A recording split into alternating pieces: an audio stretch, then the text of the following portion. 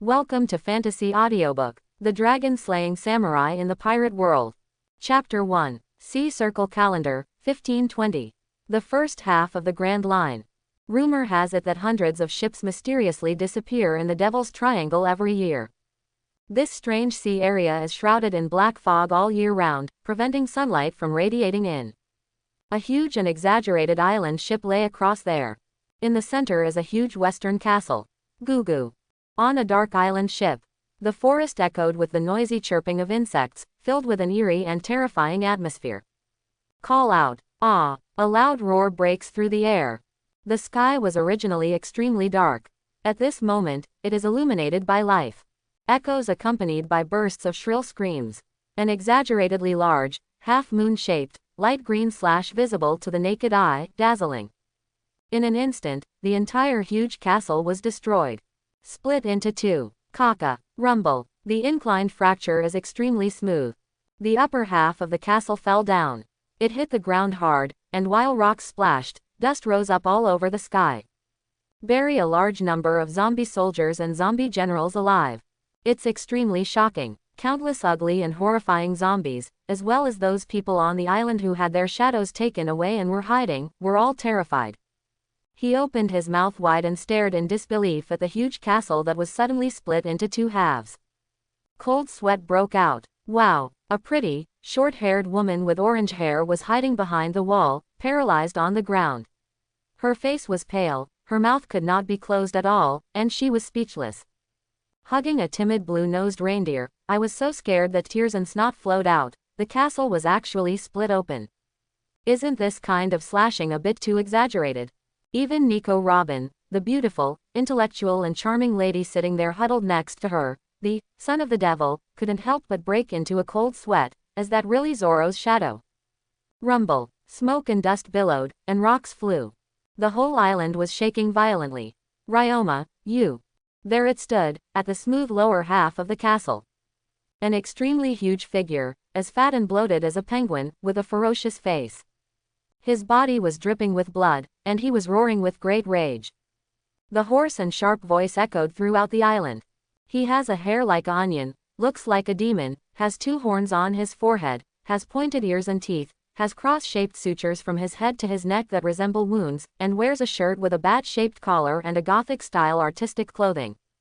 Surprisingly, among the 7 warlords of the sea, who are rumored to be the 3 major forces along with the 4 emperors and naval headquarters of the New World on the Grand Line, the great pirate from West Blue, Gecko Moria. Next to Moria, corpses that had been chopped into 2 pieces were lying around. 2 of them were dripping with blood and had lost the breath of life. But the other horrifying-looking skeletons and mummies were still alive and not bleeding. There, he was frightened and restless, glaring angrily at the figure standing in front of him holding a knife, which was extremely frightening and made him feel breathless. I'm your master. How dare you attack me directly, and also destroy my subordinates Absalom, Hogba Gu, and Oz's bodies. Gecko Moria's eyes were red and he glared in the distance, unforgivable. A figure standing there holding a sword, wearing a white dragon-patterned kimono, with long white hair shawl, handsome and resolute face, awe-inspiring and lifelike figure stood there. Why is it said lifelike? Because that is the zombie he created. No. 800. Hundreds of years ago, during his lifetime, he had titles such as, the world's greatest swordsman, the great dragon-slaying swordsman, and, the dragon-slaying warrior. After his death, Wano Kuni enshrined him as the, sword god, and enshrined the body of Ryoma, the legendary great swordsman, together with his sword, Shishui. Back then, when the Moria pirates and the Beasts pirates had a fierce conflict in the Wano Kuni Suzuo area, the body of the sword god, Ryoma, who had been enshrined in the ancestral temple for hundreds of years, disappeared together with the national treasure Akasui buried with it.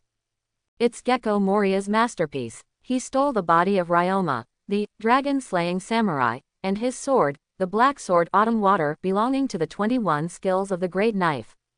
To Moria's surprise, the corpse of the swordsman Ryoma was still lifelike. For hundreds of years, there was no decay at all.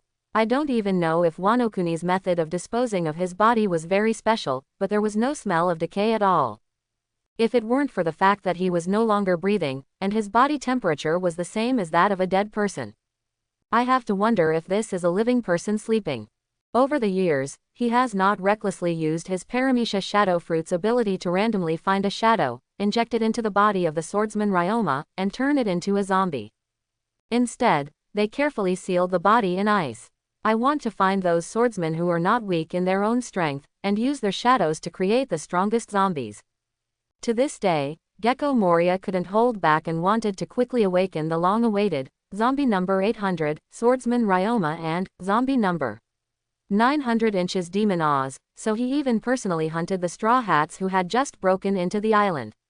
The pirate hunter, Rorano Azoro, and the chef Sanji among the thieves. In the end, he decided to inject the shadow of Rorano Azoro, the powerful swordsman with a bounty of 120 million Baileys, into the swordsman who had been keeping it for many years and named zombie number 800, on Ryoma's corpse. The result was beyond his expectation. The swordsman Ryoma was resurrected after being injected with Rorano Azoro's shadow and turned into a zombie. He actually showed a power beyond his imagination. What's more, he didn't expect that because he was too powerful, the contract that made the other party 100% loyal to him did not have time to take effect. The swordsman Ryoma still retained the will and character of the original shadow owner. Not only did he not surrender to himself, he also wielded a terrifying slash. After finally preparing himself with a knife, zombie number 900 was awakened as the strongest zombie, and the body of Demon Oz was split into two halves. Even his own subordinates, Absalom, who had the ability of Paramecia Transparent Fruit, and Dr. Hogba Giyu, a surgeon who was once famous on the sea, killed many zombie soldiers and zombie generals. That terrifying slash made people feel terrified. If Gecko Moria hadn't been able to dodge quickly enough, he would have died by his sword. Don't be ridiculous, I want to become the world's greatest swordsman, a man who is destined to make his name resound in heaven. A guy like you who has insufficient wisdom is not worthy of me recognizing you as my master. Staring directly at Gecko Moria coldly, his eyes were full of indifference. The swordsman Ryoma, no, to be precise, is zombie number 800, led by the shadow of pirate hunter, Rorano Azoro. The extremely sharp black knife in his hand. The edge of the shimmering blade has red jagged patterns, shining with a dazzling light. You don't give Gecko Moria a chance to continue talking nonsense. It was only about 2 meters high. Compared to Gecko Moria's figure of more than 6 or 7 meters, it was a bit small, but it seemed to be extremely majestic and a figure that could not be underestimated. Suddenly swept out. Kai, the dazzling sword light flashed away. Gecko Moria's pupils widened. The other party is really too fast. After being decadent for too long over the years, relying too much on the ability of the shadow fruit and those subordinates, and lack of exercise, the muscles began to relax, and the fighting consciousness has dropped by an unknown amount. Gecko Moria's strength has not increased but declined, and he can't even react at all. He didn't even have time to use the shadow fruit's ability. Unable to resist. Lots of blood splatter. Ah! The whole person screamed in pain. He flew out directly and fell heavily to the ground. It hit the thick floor in the castle and cracked it so much that it almost fell directly to the floor below. There was a wound directly on the chest, and the bone was deeply visible. Drenched with blood, makes your scalp numb. His face was full of shock, and he looked at the slender white figure with some horror. It wasn't until today that Gecko Moria truly understood. Hundreds of years ago, he had single-handedly driven back countless pirates who attempted to invade Wano Kuni, which was then known as the Golden Country, and was famous all over the world, and even the world government, which coveted Wano Kuni's wealth. What does it really mean to be a dragon-slaying samurai, who was recognized as the greatest swordsman in the world by the famous swordsmen of that era? It's like returning to the nightmare of the past.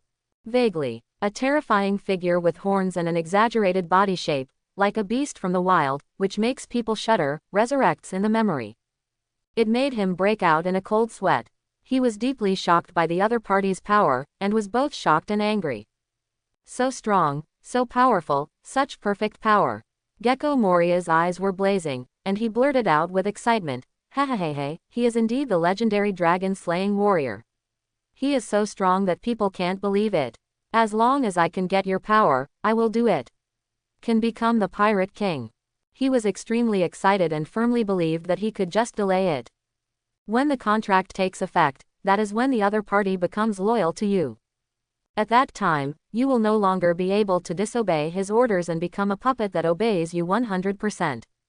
One sword style 36 worrying winds. What responded to him was the extremely blazing, tornado-shaped slash. Brush. The violent tornado-like slash suddenly swept past. Accompanied by a large number of dense and terrifying slashes, it is extremely frightening. Boom. Although Gecko Moria narrowly escaped, he was still overwhelmed by the fierce tornado slash. But there were still shockingly large cuts on his face, body, back and other parts, and they were all bloody. The flesh and blood are blurred and a bit miserable. Being injured in the back is a shame for a swordsman, even though you are not a swordsman. The long body of swordsman Ryoma stood there, the dark blade flashing with cold light, pointing directly at the embarrassed Gecko Moria, leading with sarcasm. Ah! The bulky body was half kneeling there. Covering the bloody wound, blood stained the ground red. Moria's face was distorted and she screamed. Angry and frightened, he shouted loudly towards swordsman Ryoma, who was about to charge forward again, "You can't kill me. If I die, the ability of the shadow fruit will be ineffective, and then the shadow on your body will be gone. You will break away, and you will die." Kai. A dazzling slash, blazing and eye-catching. Boom. Suddenly the shadow blocking the front rushed up and was severely split in half.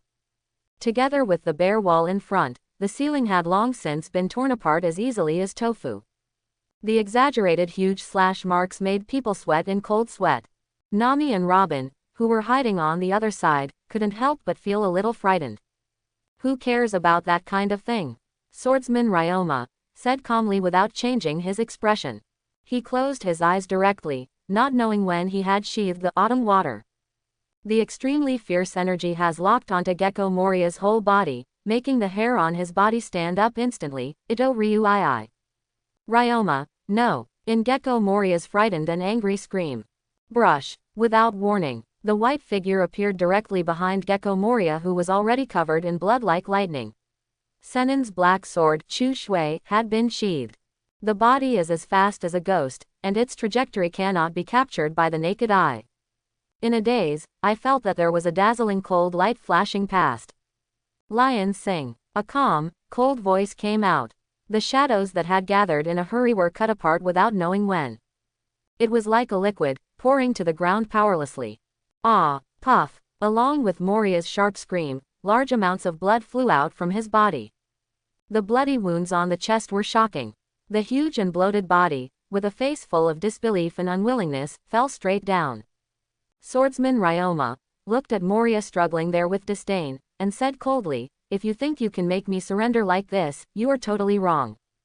Moria was furious, even more full of unwillingness and despair. "Only a little bit away, I can get an extremely powerful subordinate." Consciousness becomes more and more scattered. The whole person fell into darkness. Ah! At this time, on the island, countless zombies screamed. They were panicking and shouting in horror. One after another shadows separated from their bodies and shot out in all directions as if they were uncontrollable. "Come out, don't hide there." Swordsman Ryoma turned around and looked calmly at Robin, Nami and a little tanuki-like reindeer hiding on the other side with his sharp eyes. "Ah, it's over. He found us." Nami and Chopper were left with one reindeer each. They were so frightened that they broke out in cold sweat and turned pale. Hug each other, trembling, crying and shedding tears. Only Nico Robin managed to remain calm. He stood up boldly and stared at the tall figure in front of him who had defeated Gecko Moria. Hundreds of years ago, I once heard about the deeds of Ryoma, the first warrior of Wano-kuni and the dragon-slaying samurai, who was regarded as the god of swords. He took a deep breath and tried to keep himself calm.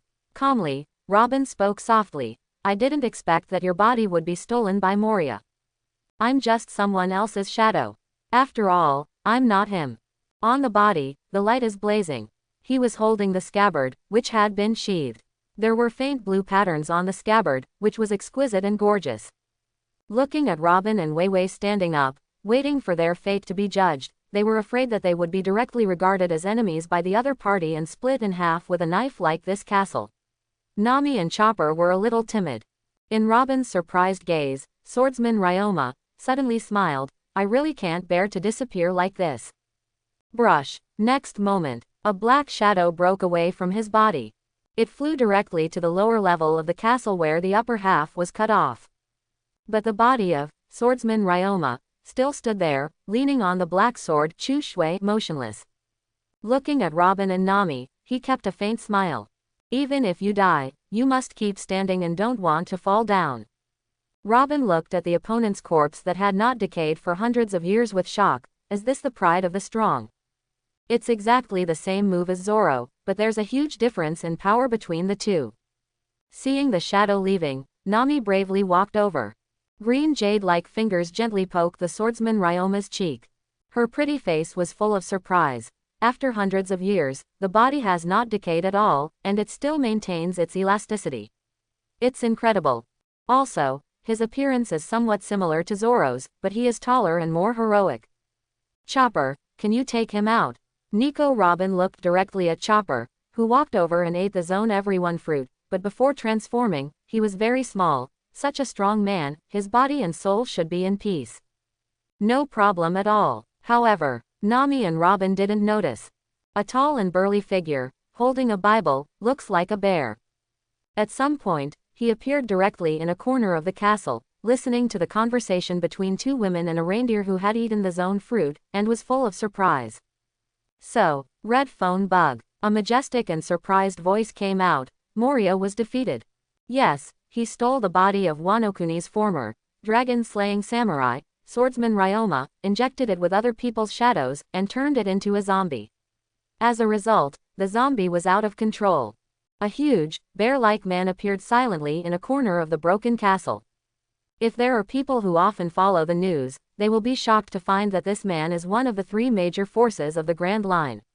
Together with Gecko Moria, he is the 7 warlords of the sea and the tyrant, who originally had a bounty of 296 million belly. Bartholomew Bear.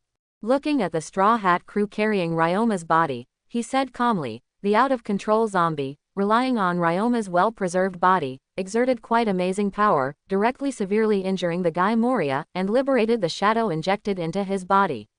However, that guy Moria seems to have one breath left. To be honest, the bodies that had not decayed for hundreds of years really surprised him. I really don't know how Wanokuni was preserved so that it was so intact and even lifelike. It was as if he had just died. Swordsman Ryoma. That dragon-slaying warrior from Wanokuni hundreds of years ago. The other end of the phone bug. Far atop the Red Line, the holy land of Mariajoy. The mist surrounds the majestic world government building and the gorgeous church-like hall.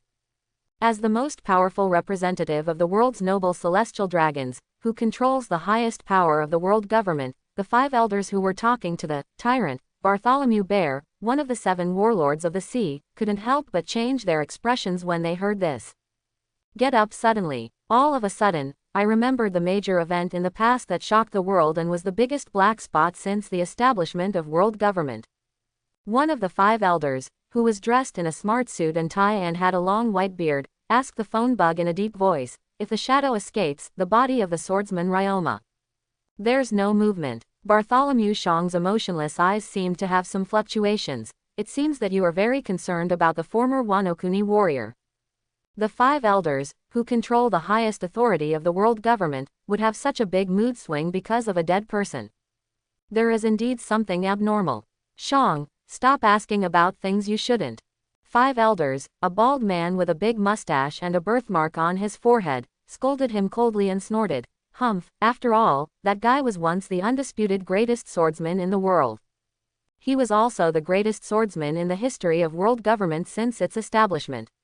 The first strong man to be recognized by many famous swordsmen on the sea in that era and receive such honors. If he is really fully resurrected, at this critical moment of turmoil, it will cause a huge storm. So, should we get rid of Moria easily, or should we just take her back?"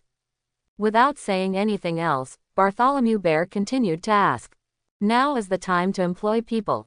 The 5 elders of Whitebeard spoke calmly. Once the news of the public execution of Ace, the captain of the 2nd Division of the Whitebeard Pirates, is officially announced, an unprecedented war will most likely break out. Even the naval headquarters must prepare for the war with all its strength. Bring that guy back first, maybe he can have some effect. After all, Even the name of 7 warlords of the sea can scare many rats, and it can also stabilize the morale of our own army. We can deal with him after the execution is over. Not long ago, the traitor of the Whitebeard pirates, Blackbeard, Marshal D. Teach, captured the captain of the Whitebeard Pirates' 2nd Division, Fire Fist, Portgas D. Ace, and gave it to the world government as a meeting gift, thus boarding the throne of the 7 warlords of the sea, filling the vacancy left by the death of the sand crocodile. The world government has decided to publicly execute the special, Fire Fist, Ace. It severely shocked the pirate forces in this sea, which became more and more violent, and the number continued to increase, and greatly reduced the arrogance of those pirates. At that time, it is likely to attract the world's strongest man, Whitebeard, his Whitebeard pirates, and even those pirates who have joined the Whitebeard pirates and are equally famous in the New World. However, the sinful blood flowing in Fire Fist, Ace's body, as well as his extraordinary identity, and the king's qualifications inherited from his father, Pirate King Gall D. Roger, made the world government determined.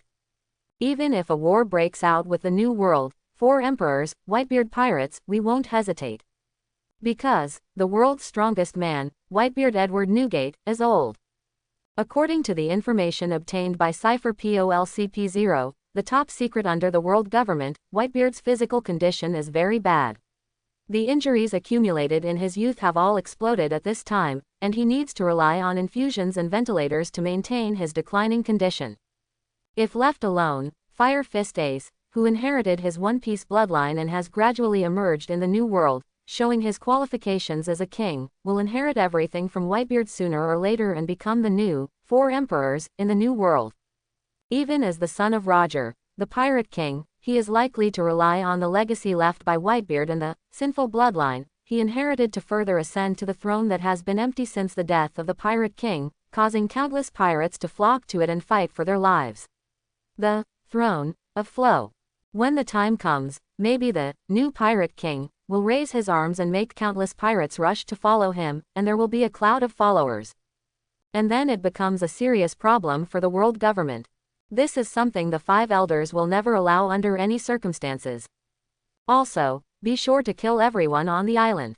The scandal of Gecko Moria's fiasco must not be spread, otherwise it will really damage the reputation of 7 warlords of the sea, and will even throw the 3 major forces that the world government has painstakingly created out of balance. Learn, click, hang up the phone bug. The 5 elders looked at each other. It seemed as if he was quietly relieved. I almost thought that guy was really resurrected. The 5 elders, who were holding a sword and with gloomy eyes, spoke quietly. The words were filled with fear, but also with a hint of unspeakable regret. As long as you hear the name of Ryoma, the first dragon-slaying samurai, to be recognized as the world's greatest swordsman since the establishment of world government, a huge organization with profound knowledge that rules the sea, you will subconsciously recognize that the other party is already at the top of the swordsman. I couldn't help but wish I could live in the same era as him. Even if he knew he was defeated, he would still long to fight with the opponent and witness what the peak of swordsmanship was. This is the instinct of a swordsman. The most vicious criminal in history, Shimotsuki Ryoma. The blonde 5 elders squinted his eyes and said in a deep voice, for hundreds of years, the world government has been constantly erasing and modifying, and even trying to completely cover up that dark history. Others may not know it, but we, as those in power, cannot ignore it. After all, the myth of naval headquarters' highest combat power and undefeated record began to end at that time. The 5 elders with Whitebeard were pacing there with their hands behind their backs. He said with some sigh, I once single-handedly destroyed more than 20 warships, a fleet exceeding the size of Buster Call, and unscrupulously killed the world's nobles. I single-handedly faced off against 2 admirals and one who represented the highest combat power of the naval headquarters. The 3 most powerful people named world government's highest cipher POLCP0 feat strongest shield, even caused 2 deaths and 1 serious injury. Hundreds of years are enough time to deliberately erase too many scandals. Others don't know how terrifying the swordsman Ryuma is, but they, the leaders of the world government, know it all. If the CP0 senior agent hadn't nearly killed him at the cost of his own life, relying on the weirdness and terror of Paramecia Cursed Fruit's ability, all 3 of the ace combat powers would have been wiped out. While the prestige of the world government has been lost, once the warriors led by Wano-kuni are allowed to formally raise the banner to resist the world government, it will inevitably cause more terrifying turmoil and storms, and it may even be worse than the current era of great pirates. The first guy recognized by the sea and recognized as the world's greatest swordsman. After his death, he was called the God of Swords. His body and his sword were enshrined in the altar. His body was actually killed by Moria. It's so ironic that such rat stealing and such blasphemy. Kanglanglang. An extremely sharp cold light shone out. It seemed that the surrounding temperature suddenly dropped a bit. Carefully wipe this legendary sword full of evil and ominousness, first-generation Kidetsu. The bald five elders, who were dressed in white robes and glasses, sighed somewhat. It's a pity that that sword was short-lived. It is said that the swordsman Ryoma worked hard to refine it, surpassing that sharp sword with 21 skills. The supreme sharp sword, Chu Shen, above the Chu Shui. It was also lost after that earth-shattering battle, and has never been seen again. That autumn god. For hundreds of years, people have been trying to find it. Whether it's Ryoma's former residence or the places Ryoma has traveled to. He even went to the former battlefield and sunken island to dive into the seabed to salvage and search. All returned in vain. Among them, including world government. 3 days passed by in a hurry. The out-of-control ship of terror drifted with the waves, leaving the Devil's Triangle at some point. The Straw Hat crew, as well as the pirates and travelers who were caught here, unable to see the sun because their shadows were taken away, hiding in the terrifying ship and unable to leave, have all left long ago and continued their voyage with others. Crash. Rumble. The weather on Grand Line can change at any time. One moment it was sunny and sunny, the next moment it was pouring rain and there was lightning and thunder. The dense raindrops, the size of a thumb, were like arrows, constantly falling on the eerie and terrifying ship. In a cemetery that was originally used as a resting place for zombie soldiers. A brand new tomb stood there. On the wooden tombstone, the characters, Tomb of the Swordsman Ryoma, are slantly engraved.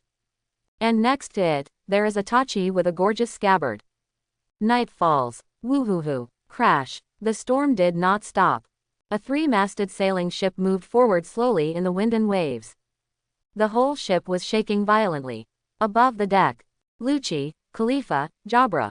A man wearing a raincoat and a duck hat with a long, square nose was braving the heavy rain and observing climate changes. Suddenly he pointed to the right and shouted, "Look, that is." Quote. "That's where the cabin entrance is." One was bandaged and wearing a suit. A figure with strange eyebrows and a white dove standing on its shoulder rushed out in the rain. Looking in the direction the other party was looking, his eyes suddenly focused.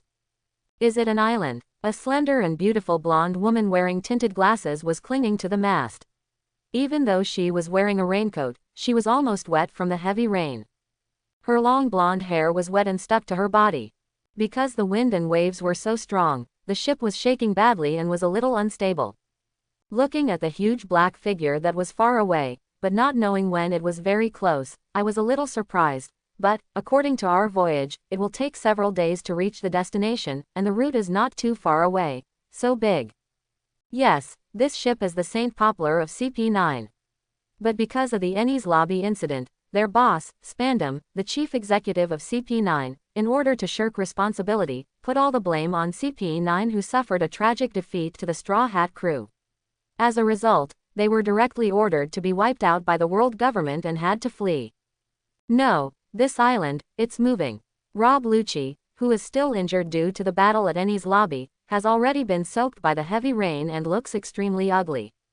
Cold sweat broke out directly. Such a distance. There's no way to avoid it. It's about to hit. Bluno, who was tall and was steering in the rain, changed his expression greatly. Turn the rudder as hard as you can. But in the end, we still hit him directly. Boom. Moonwalk. One figure after another. Stepping on the atmosphere, Sheng Sheng crossed the air and braved the storm to rush to the island. Pa. Not long. The climate suddenly changed dramatically. Heavy rain. Stop. CP9 and his group began to explore the island. Goo goo. As the wind stopped and the rain stopped, the insects on the island began to chirp gradually and restlessly. It's spooky and a bit creepy. She was soaked all over and threw away her raincoat. She was wearing a shirt and a suit, but her fair skin and long crotch were exposed. Khalifa looked very unseductive, and she subconsciously shrank her body. Although it has been washed away by heavy rain, there are still some traces of the battle. The injury has not healed, and after experiencing such a storm again, Rob Lucci, who was a little tired, carefully observed the situation around him. The people who led CP9 soon arrived at a gloomy cemetery. This knife. Kaku's pupils suddenly shrank. Walking through the mud, I rushed to a wet grave. He grabbed a sword with its gorgeous scabbard and stuck it there. Kang. A sharp broken knife appeared in front of everyone. This is the Yukizai of the 50-sword Ryokuei's sword. It's Roronoa Zoro's sword. It's unmistakable. Raising his hand, which was destroyed and could no longer be used, Yukizai, which was one of the 50 good swordsmanship, Kaku said in a deep voice to Lucci, who was walking over, "It looks like it was destroyed, and it was left behind. Here." Straw Hat Crew. Khalifa gritted her teeth. The majestic CP9 elite was defeated by that little thieving cat with little strength. She is simmering with anger, full of unwillingness and anger, and she always wants to take revenge. It seems that they may have experienced a battle on this island. Jabra, who was wearing a suit and had his hair tied in a braid, looked a bit like a jackal and had a somewhat vulgar temperament. He touched his long beard and frowned as he speculated. Rob Lucci pointed to the wooden tombstone and said quietly, "But this tomb is really unbelievable. Swordsman Ryoma, is it the one from Wano Kuni?" Jabra, Kaku, Kumadori and others were all shocked. It is rumored that more than 20 years ago, Wano Kuni Ryoma's body was stolen, and the famous sword, Akasui, buried with his body also disappeared. I didn't expect it to be here. Rob Lucci shook off his wet and uncomfortable clothes. Hair. It seems that the swordsman, pirate hunter, Roronoa Zoro of the Straw Hat Crew took away the black sword, Chu Shui, with 21 skills. Boom. Very abrupt. A clearly audible strange sound suddenly came. Lucci, did you hear anything? Khalifa's hair suddenly stood up and his body shrank. He looked at Rob Lucci, Kaku, Jabra and others next to him in surprise. Chibaba, I heard it too. The fat and chubby Fukuro said loudly. Kaku, Natsuri, and Blue No all had some changes in their expressions. Is there anyone else? Kaku looked around warily. Boom. At this time, there was a muffled sound again. Like beating a drum. It looked a bit scary in this gloomy cemetery. It's scary. What? Rob Lucci turned around suddenly. His eyes were fixed on the direction from which the sound came. Astonishingly, it was the new tomb with the words, "Tomb of the Swordsman Ryuma," written on the tombstone. It made people's skin crawl and make their scalp numb. Dong, dong. Immediately afterwards, the sound of heartbeats, like muffled thunder, became stronger and stronger. Khalifa and others were a little frightened, and they all rushed out. Is there any ghost inside? Don't scare yourself. There are all kinds of strange devil fruit abilities in this world. Maybe someone is playing tricks. Rob Lucci, who narrowed his eyes and had a serious face, said calmly. Looking at the raised new grave, he jumped up and kicked downwards from midair, tempest kick. Call out. A light green crescent-shaped slashing wave emerged like lightning. A loud roar broke through the air. He slashed hard into that tomb. Boom. The grave, soaked by heavy rains and filled with mud, suddenly exploded. Sawdust and dirt flew everywhere. It was quite gorgeous, but the inside of the coffin was completely destroyed by that terrifying slash. A figure with long silver-white hair, a gorgeous kimono embroidered with dragon patterns, a handsome and resolute face, and a majestic figure that no one dared offend suddenly opened his eyes. Brush, like two sharp bolts of lightning flashing across the dark night. Surprisingly, it was the zombie number 800, who crushed Gecko Moria a few days ago.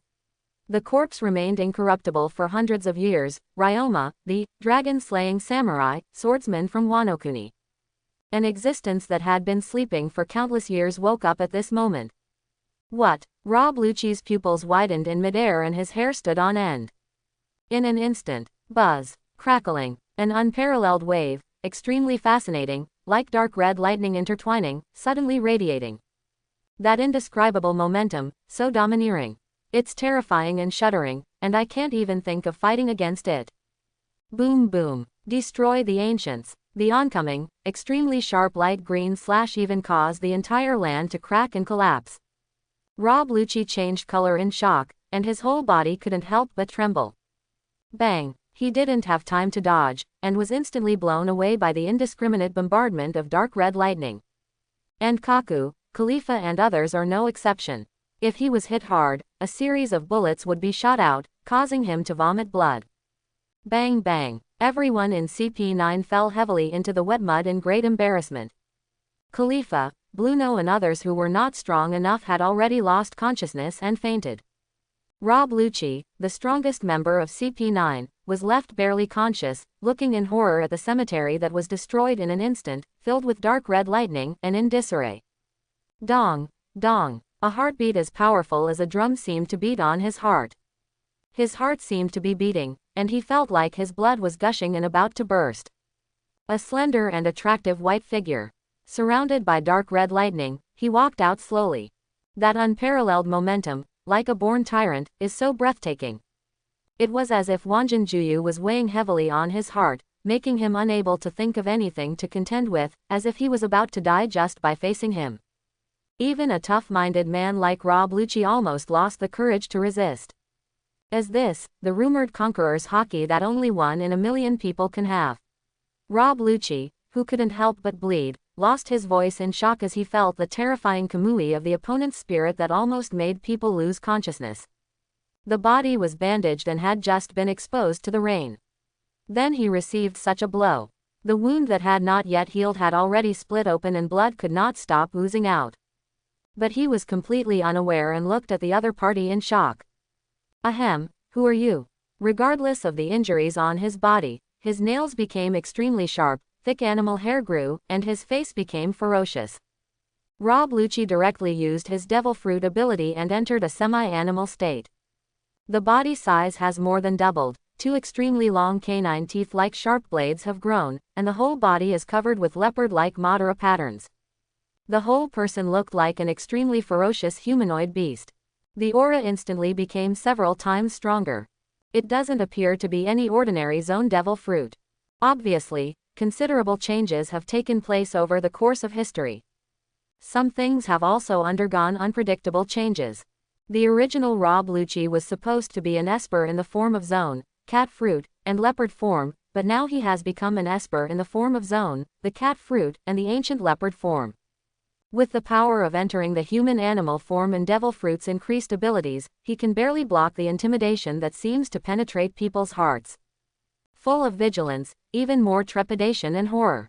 Oh, zones, devil fruit, esper, looking down with interest at Rob Lucci who was still barely awake. It was as if he hadn't spoken for a long time. When he spoke, he was a little unfamiliar and stiff, but gradually became smoother. Wearing a luxurious and exquisite dragon-patterned kimono and rather ancient-style boots, with long silver white hair hanging naturally, he is handsome and resolute, with sharp eyes, demonstrating a majesty that cannot be offended. His stature is considered tall compared to ordinary people. But not too exaggerated, more than 2 meters. He looked around, frowned, and asked indifferently, "Where is my knife?" Knife. Rob Lucci was stunned. I never expected that the other party would ask this. Because, he simply did not connect this terrifying existence that appeared out of nowhere with the dead man from hundreds of years ago. For a moment, I didn't even think that the other party was asking about the famous and legendary sword named Chu Shui, which ranked among the 21st great swords. Do not you know? Seeing this, the white figure frowned. It seems to be able to penetrate people's hearts and directly absorb the other person's thoughts at that moment. Without asking any more questions, he simply closed his eyes. At this time, far away in some sea area, a brightly lit pirate ship was sailing slowly, with a pirate flag with a straw hat logo on it, and a beautiful appearance. Yo ho ho ho, yo ho ho ho, Binks's wine. A man is playing the violin. But what is horrifying is that the man, with an afro and playing the violin turned out to be a skeleton wearing a dress. However, it seems like a living person. Both of them were young men around 17 years old. A little reindeer holding hands with a little reindeer that looks like a civet cat with chopsticks stuck in its nose, doing mischief, jumping on its feet. One person was wearing sniper goggles, a light brown turban, a long nose, thick lips, and a thin figure. The other person was wearing a straw hat, a red short-sleeved top, gray pants, and a small slit under his left eyelid. Scar, with his toothy grin, looked innocent. The two of them were celebrating like animals, spinning around happily and humming to the rhythm of the violin. And two beautiful young women, each with their own merits. With a smile on his face, he squinted his crescent eyes and danced along. A man with blue hair, tall body, but huge hands, only wearing an open flowered shirt and a pair of fat clothes, a somewhat abnormal man.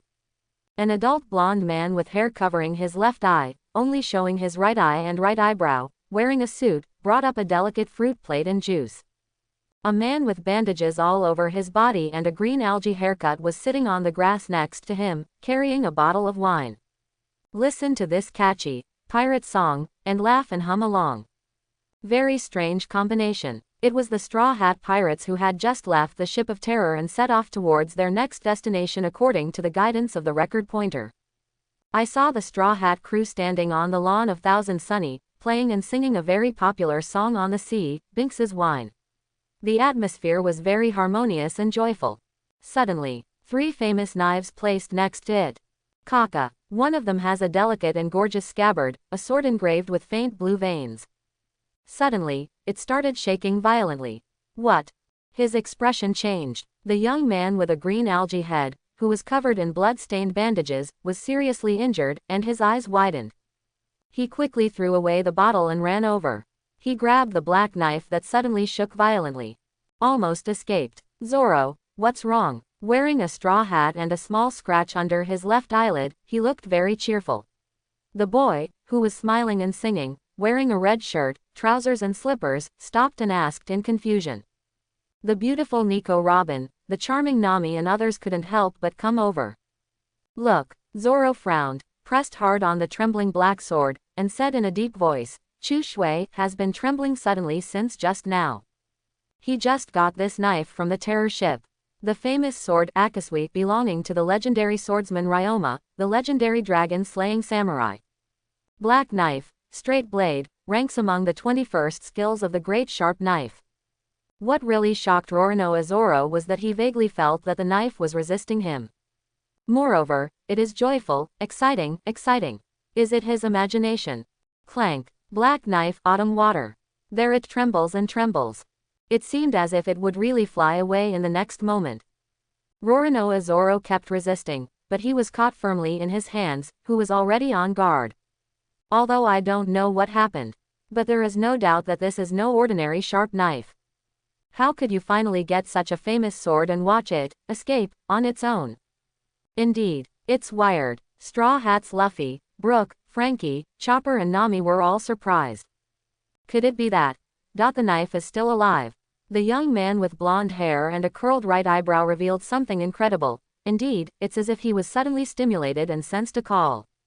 Could it be that Chu Shui ate devil fruit's knife?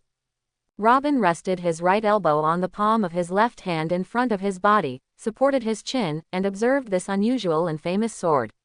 Robin couldn't help but make some guesses. They have already seen weapons that ate zone devil fruit, and in more than one instance. It's quite far. On the Ship of Terror. Ryoma opened his eyes. He had already sensed the general location of the famous sword that he had put a lot of effort and energy into, and had gone through numerous battles, large and small, and personally refined it. He looked towards the depths of the sea, where the Straw Hat Pirates were. Well, it doesn't matter, I'm not in a rush anyway. For a long time, many people thought that Chu Shui and Chu Shen were two different swords worn by the swordsman Ryoma. But actually, from beginning to end, it's a handful. Chu Shui was refined during his time of fame and experienced countless battles, and it belongs to the 21 skills of the great sharp sword. Autumn God is the second form of autumn water that he resmelted the black sword autumn water with special metal materials from outside the world, and spent a lot of effort and energy to forge it. This very special famous sword has two forms. The first form, the original form, is the black sword Akasui enshrined as Wano-kuni's national treasure and ranked among the 21 great swords. The chaotic blade has a large reverse T-shape. The blade is black and purple, with red serrated patterns. The second form is the autumn god that countless swordsmen are eager to pursue but cannot obtain. It ranks among the 12 skills of the supreme sharp sword. The blade is a faint blue, 2 or 3 times the size of a black sword, and is engraved with exquisite dragon patterns. The blade is the same as autumn water with a red zigzag pattern. Only those who are truly recognized by this sword can let it show its second form. Whether it is the sharpness or hardness, it has reached a level that ordinary people cannot imagine. It is one of the 12 skills of the supreme sharp knife. What on earth are you? Rob Lucci stood there with a look of shock and uncertainty. But in an instant, a figure flashed in front of him. A hand pressed directly towards him, full of domineering. It seemed that suppressing him was easy. Not serious at all. Tempest kick guy. Rob Lucci gritted his teeth, ignoring the fact that his wound was open and bleeding. He suddenly charged up his strength and kicked out violently. Call out. The light green chopping wave in the shape of a flying bird was extremely violent. It tore through the atmosphere like lightning and struck straight at the figure in front of it. 6 forms. Don't overestimate your abilities. Ryoma looked at him indifferently, full of disdain. He seems to be extremely familiar with the 6 forms of advanced physical skills circulated within the world government.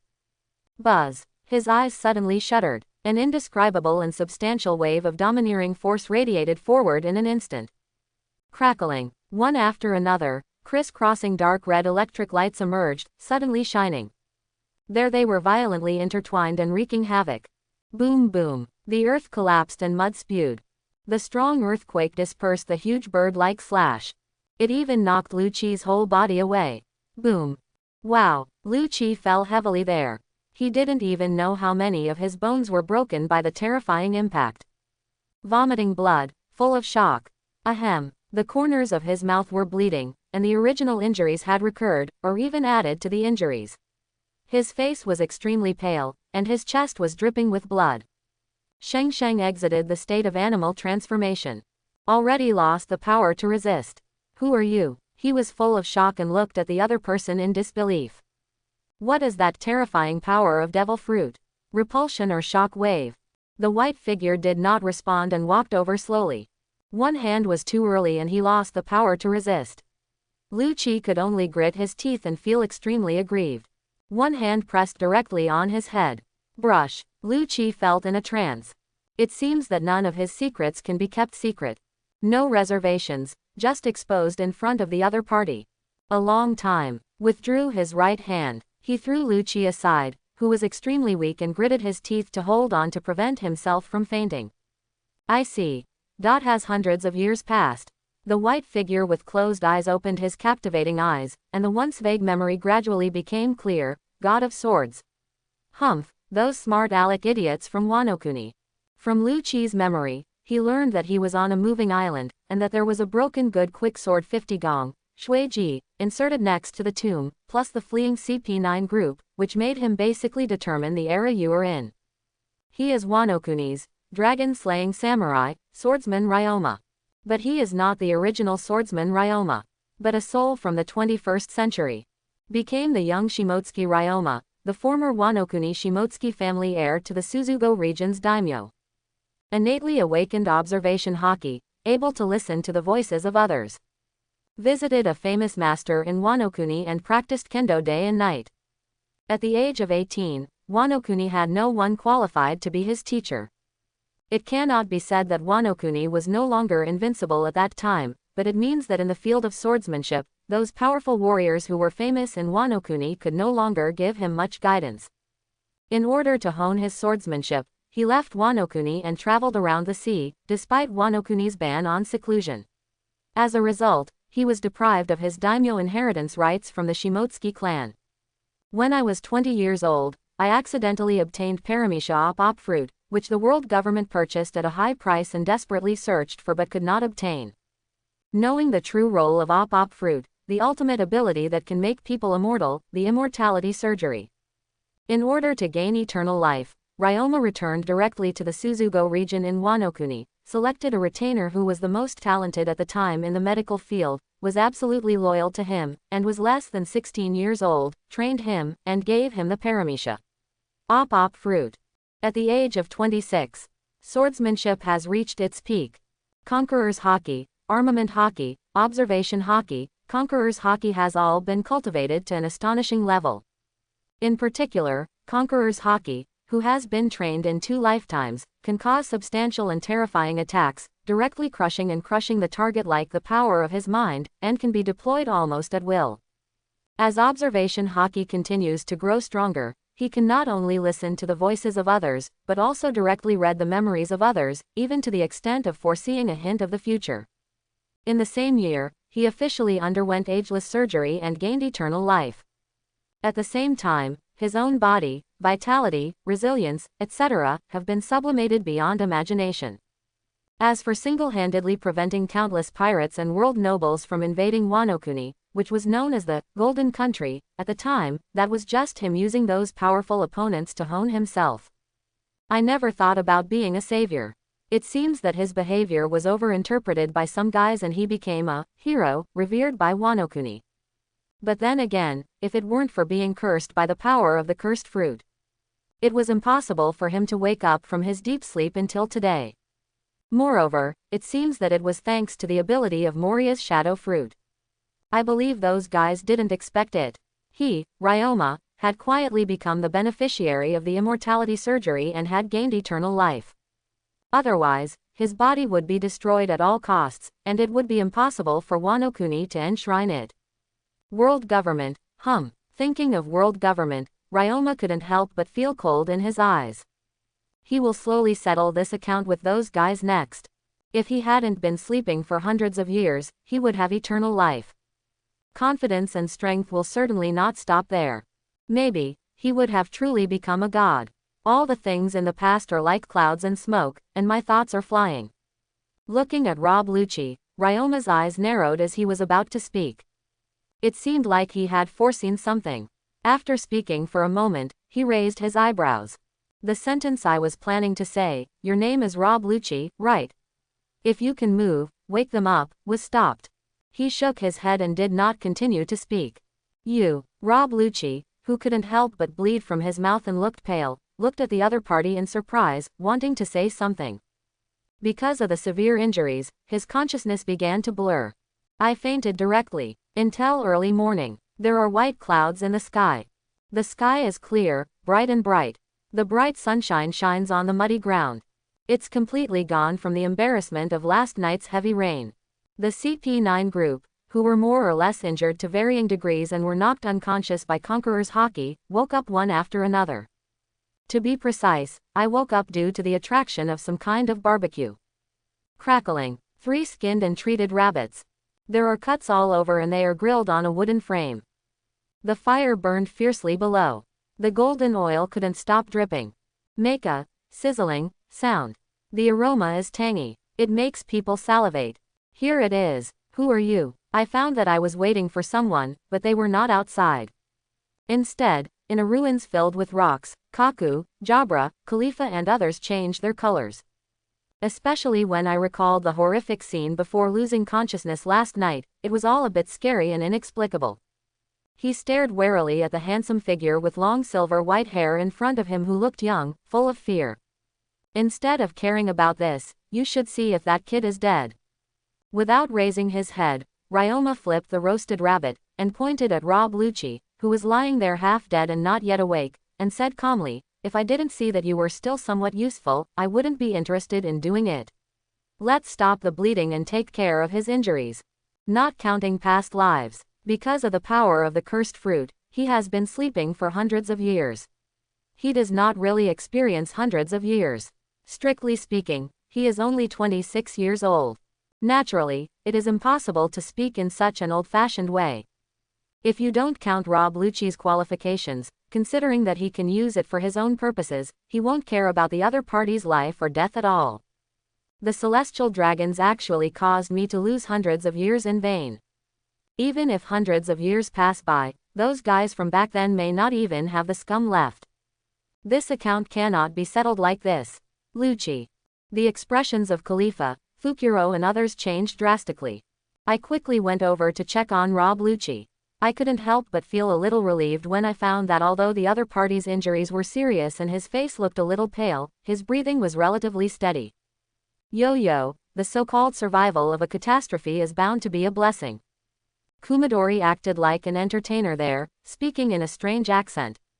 But he held his cane firmly and was alert to the terrifying figure in front of him, not daring to be careless or relaxed.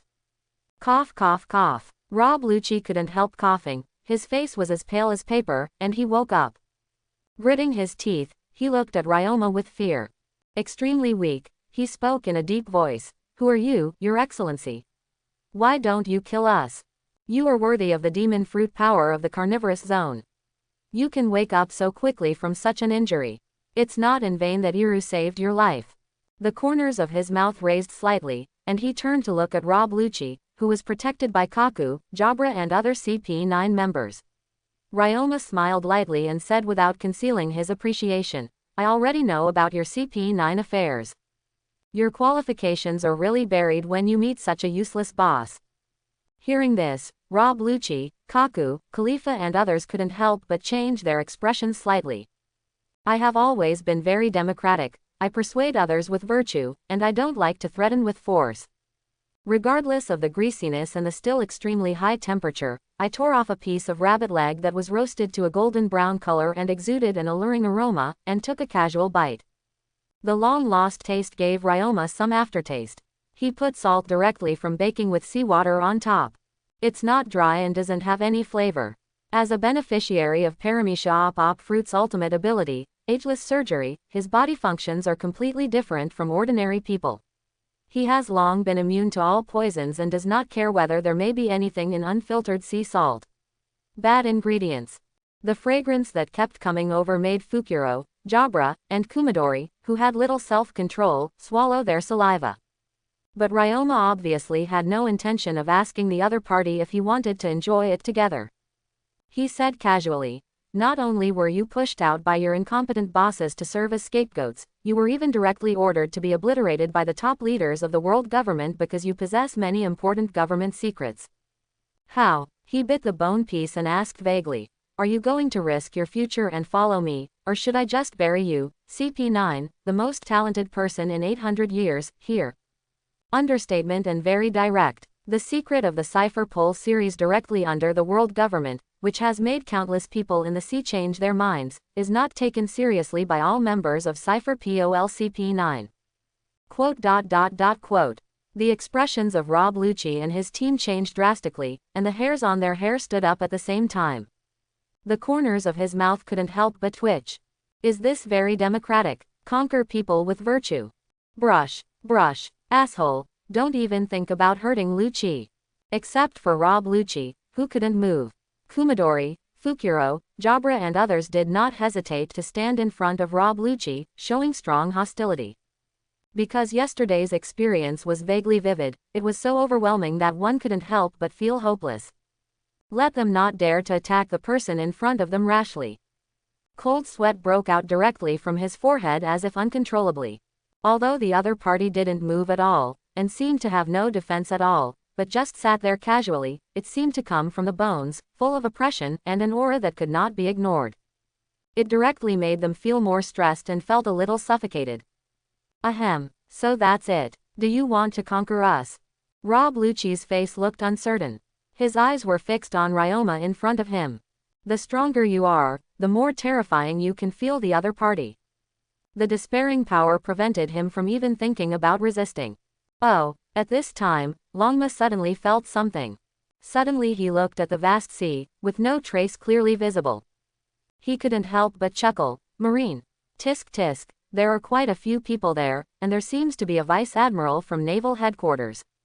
His observation hockey can easily cover the entire island, even the sea far away. A large amount of strong aura was sensed, filling a small area. A huge warship is approaching slowly. Even the extremely noisy sound was heard. What? Vice Admiral of Naval Headquarters? Are those marine guys catching up again? It's really haunting. The expressions of Khalifa, Jabra, Kaku and others changed. They all followed each other's line of sight and looked at the blue sea in surprise. At this time, if the Vice Admiral of Naval Headquarters really arrived, they would not be able to escape without their ship. Not to mention, there is also the seriously injured number Rob Lucci. However, the entire sea was empty and undulating. Where are the ships? But soon, they changed color. A black spot gradually appeared on the sea level. Getting bigger. Crash. On the sea, the waves rise and fall. The huge warship moved slowly. Above, a huge seagull flag and the logo of the world government are hunting in the wind. On the deck, a large number of marine soldiers performed their duties. Neatly and orderly busy. Stalo Berry Vice Admiral. On the observation deck, the observer holding a monocular and looking at the distant islands shouted. Looking respectfully towards the deck below, a naval headquarters vice admiral wearing a suit, a tall hat, and a marine justice cloak loudly reported, "There is an island ahead." No, it is a huge island ship. Above the bow, the vice admiral of naval headquarters is tall and thin with a long beard. Wearing a suit, with 2 knives on his waist, and the word, "Justice," on the back of his cloak, he looked majestic. The reason for wearing a tall hat is that his skull is different from ordinary people. It is extremely long, like a cone nail. With an expressionless face, he took the binoculars handed over by the adjutant next to him. Observing the situation in the distance, it seems to be the pirate ship of the 7 warlords of the Sea Gecko Moria, but something seems to have happened. Even the huge mast was broken, and even the castle above was destroyed. Along with the warship, the ship is getting closer and closer to the island. Gradually, through the monocular telescope, the shore was clearly seen, and there were a few faint figures. And those people are on the ship of terror. Sure, Ryoma clapped his hands after killing several roast rabbits. Stand up tall, regardless of the surprised, fearful, and wary looks of Rob Lucci and others. Facing the marine warship, which was getting closer and closer, but still several hundred meters away, the momentum changed directly.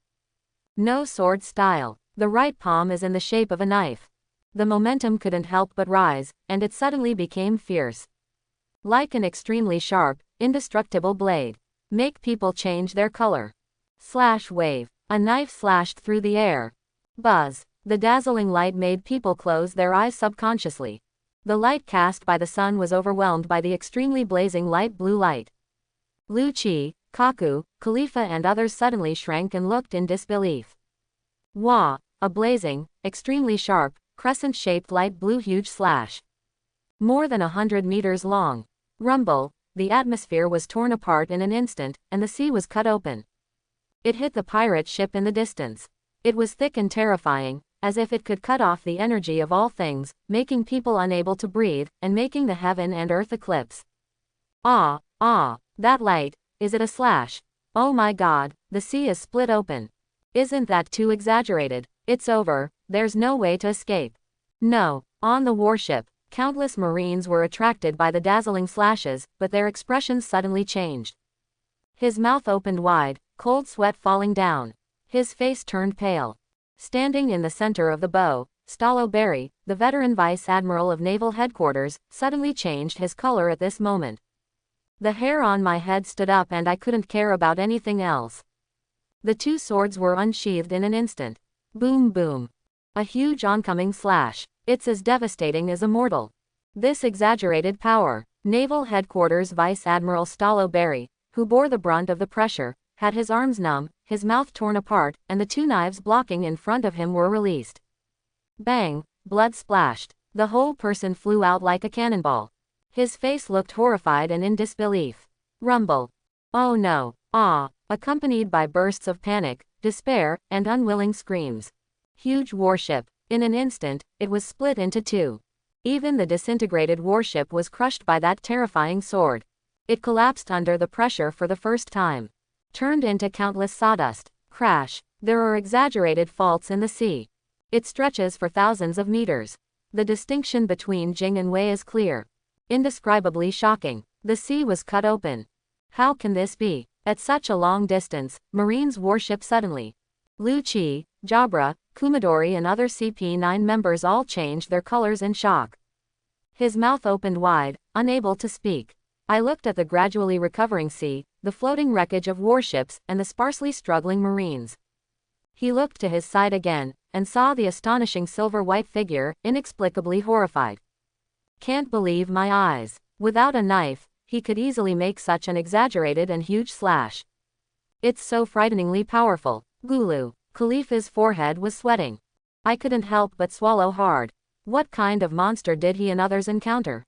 Even Lucci couldn't help but shrink his pupils and looked at Ryoma in shock. Judging from the attire, appearance, etc., it can be inferred that the opponent cannot be the 7 warlords of the sea published in newspapers, the world's greatest swordsman, Hawkeye, Mihawk. But such a strong man can easily compete with the world's greatest swordsman, right? Why is the previous membership name unknown? Who are you, Your Excellency? Rob Lucci suppressed his inner shock.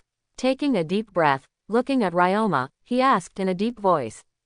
Before that, Ryoma looked at Rob Lucci with a smile on his face and said slowly, "You haven't answered my question yet.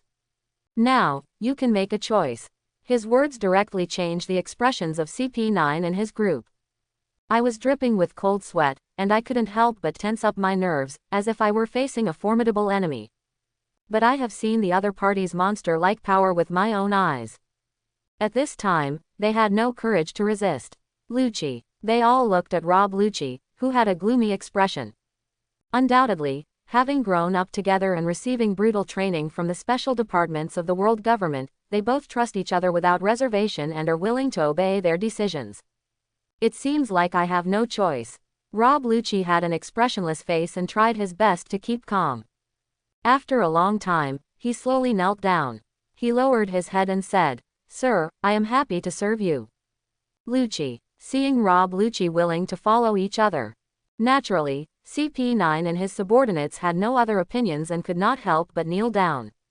He lowered his head and saluted the terrifyingly strong silver-white figure in front of him. "Kaku, Jabra, Nudori, Fukuro, Khalifa. I have met the adults."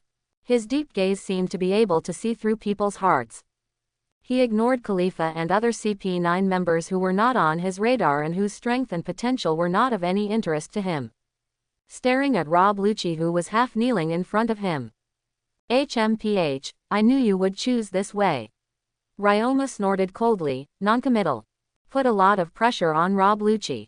But as an excellent professionally trained agent, he still kept his eyes open. Be respectful, but neither humble nor arrogant. It seemed that he had to give in due to the strength of the other party, and he was vaguely unwilling to do so.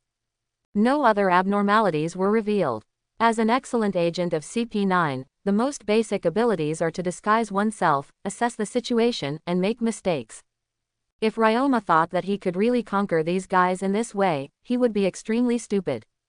However, unfortunately, Rob Lucci doesn't know. With the terrifyingly powerful observation haki, who can directly listen to the voices of others, all the thoughts that were running through his heart at this moment were captured in his heart. There is no way to hide it from Ryoma. It's just that I want to temporarily use his power to avoid the pursuit of the world government, and at the same time investigate my identity and purpose, etc. Then, after the injury is healed, you can slowly make plans. Let's see if we can use a special method to establish a higher level connection than the father and son of the former CP9 Chief Spandam and the current CP9 Chief Spandam, who currently serve as high-ranking officials in the world government. Prove yourself and others' loyalty and great value to world government, and return to world government with a new identity. This guy is not necessarily very loyal to the world government. But compared to taking refuge in a strong man of unknown origin, anyone would undoubtedly prefer to choose the behemoth world government, which has a profound foundation, has been established for 800 years, and is the undisputed hegemon of the world. Not to mention Rob Lucci, who has an in-depth understanding of world government, a deeper experience, and was once brainwashed.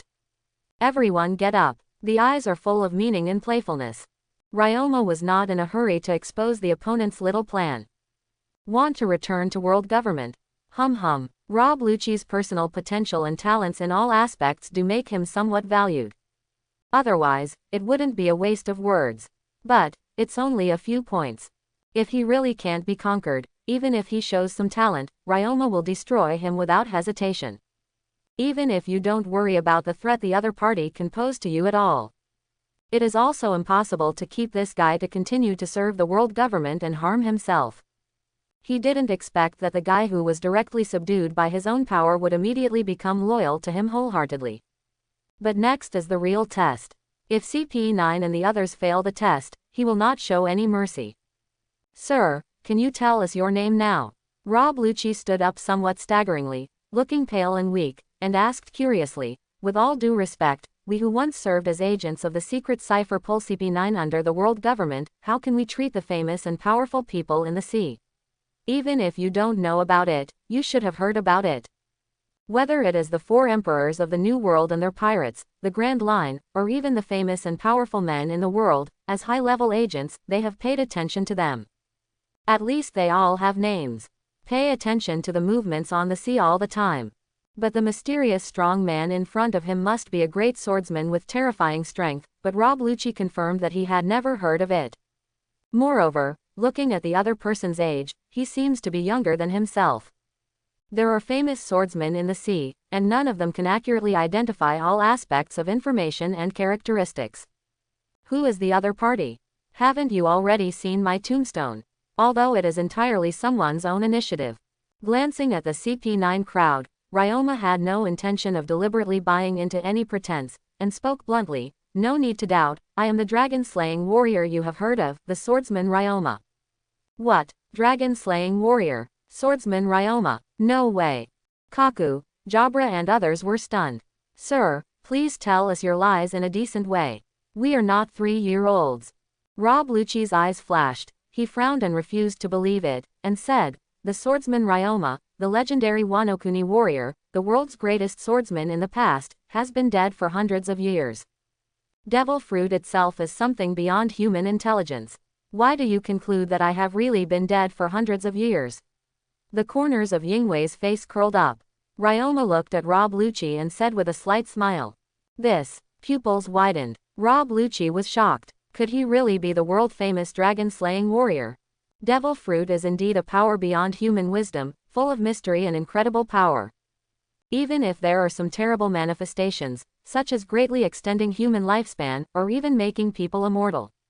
After thinking about it carefully, although I still think it is too exaggerated, it does not seem impossible. Looking at the sea ahead, the Marines were struggling to survive while holding floating objects. Turning his eyes to Rob Lucci, Ryoma said calmly, "Moreover, do you think that with my strength, it is necessary to weave such ridiculous lies and pretend to be a person who is thought to have been dead for hundreds of years?" Quote. CP9 and his group were stunned. A swordsman who can easily perform such a level of slashing without a sword in his hand. Even if he is not as good as Hawkeye, Mihawk, who is known as the world's greatest swordsman in this era, I believe he will not be far behind. Indeed, even if the other party lies and claims to be one of those great figures who were famous all over the world decades ago or even 100 years ago. When you think about Devil Fruit's magical power that surpasses human intelligence, the credibility is relatively high. There is really no need to lie and claim to be a dragon-slaying warrior who has been dead for hundreds of years. Moreover, such a strong person can easily achieve a great reputation. Obviously he has enough confidence and pride. There is indeed no need to deliberately pretend to be a dead person. Improve your reputation. Chapter 11. Moses, standing on a wooden board that was almost overturned by the waves. The tiger's mouth was torn and blood was bleeding from the corners of the mouth. The very embarrassed Naval Headquarters Vice Admiral Barry gritted his teeth and loudly reported to the phone, "I am Vice Admiral Barry of the Headquarters, Marine Number GTXXXXXX, transferred to Marshal Sengoku immediately. Report to the Marshal at Naval Headquarters." Very weird. The silver-white figure is like a galloping silver light. In an instant, at a speed that Lucci, Khalifa and others could not react at all. Across hundreds of meters of sea. Appeared in front of Stallo Berry. In the eyes of the Marines who were fighting for survival, they stood strangely on the undulating sea with disbelief in their eyes. Underfoot, strange ripples rippled. It was as if there was something invisible supporting him.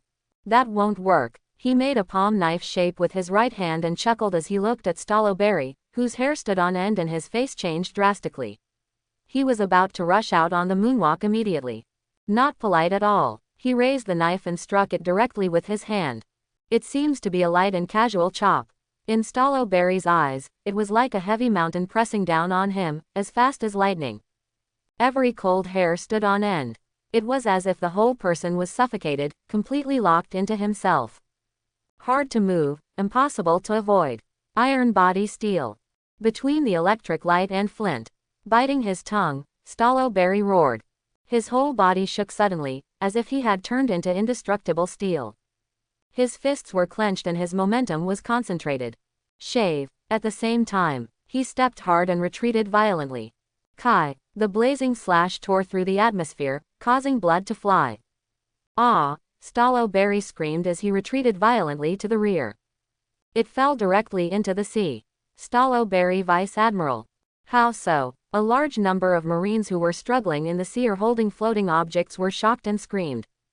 The Vice Admiral of this department is the backbone of Marine, not to mention the veteran Vice Admiral like Stallo Berry who has experienced countless battles, large and small, and has considerable experience and strength.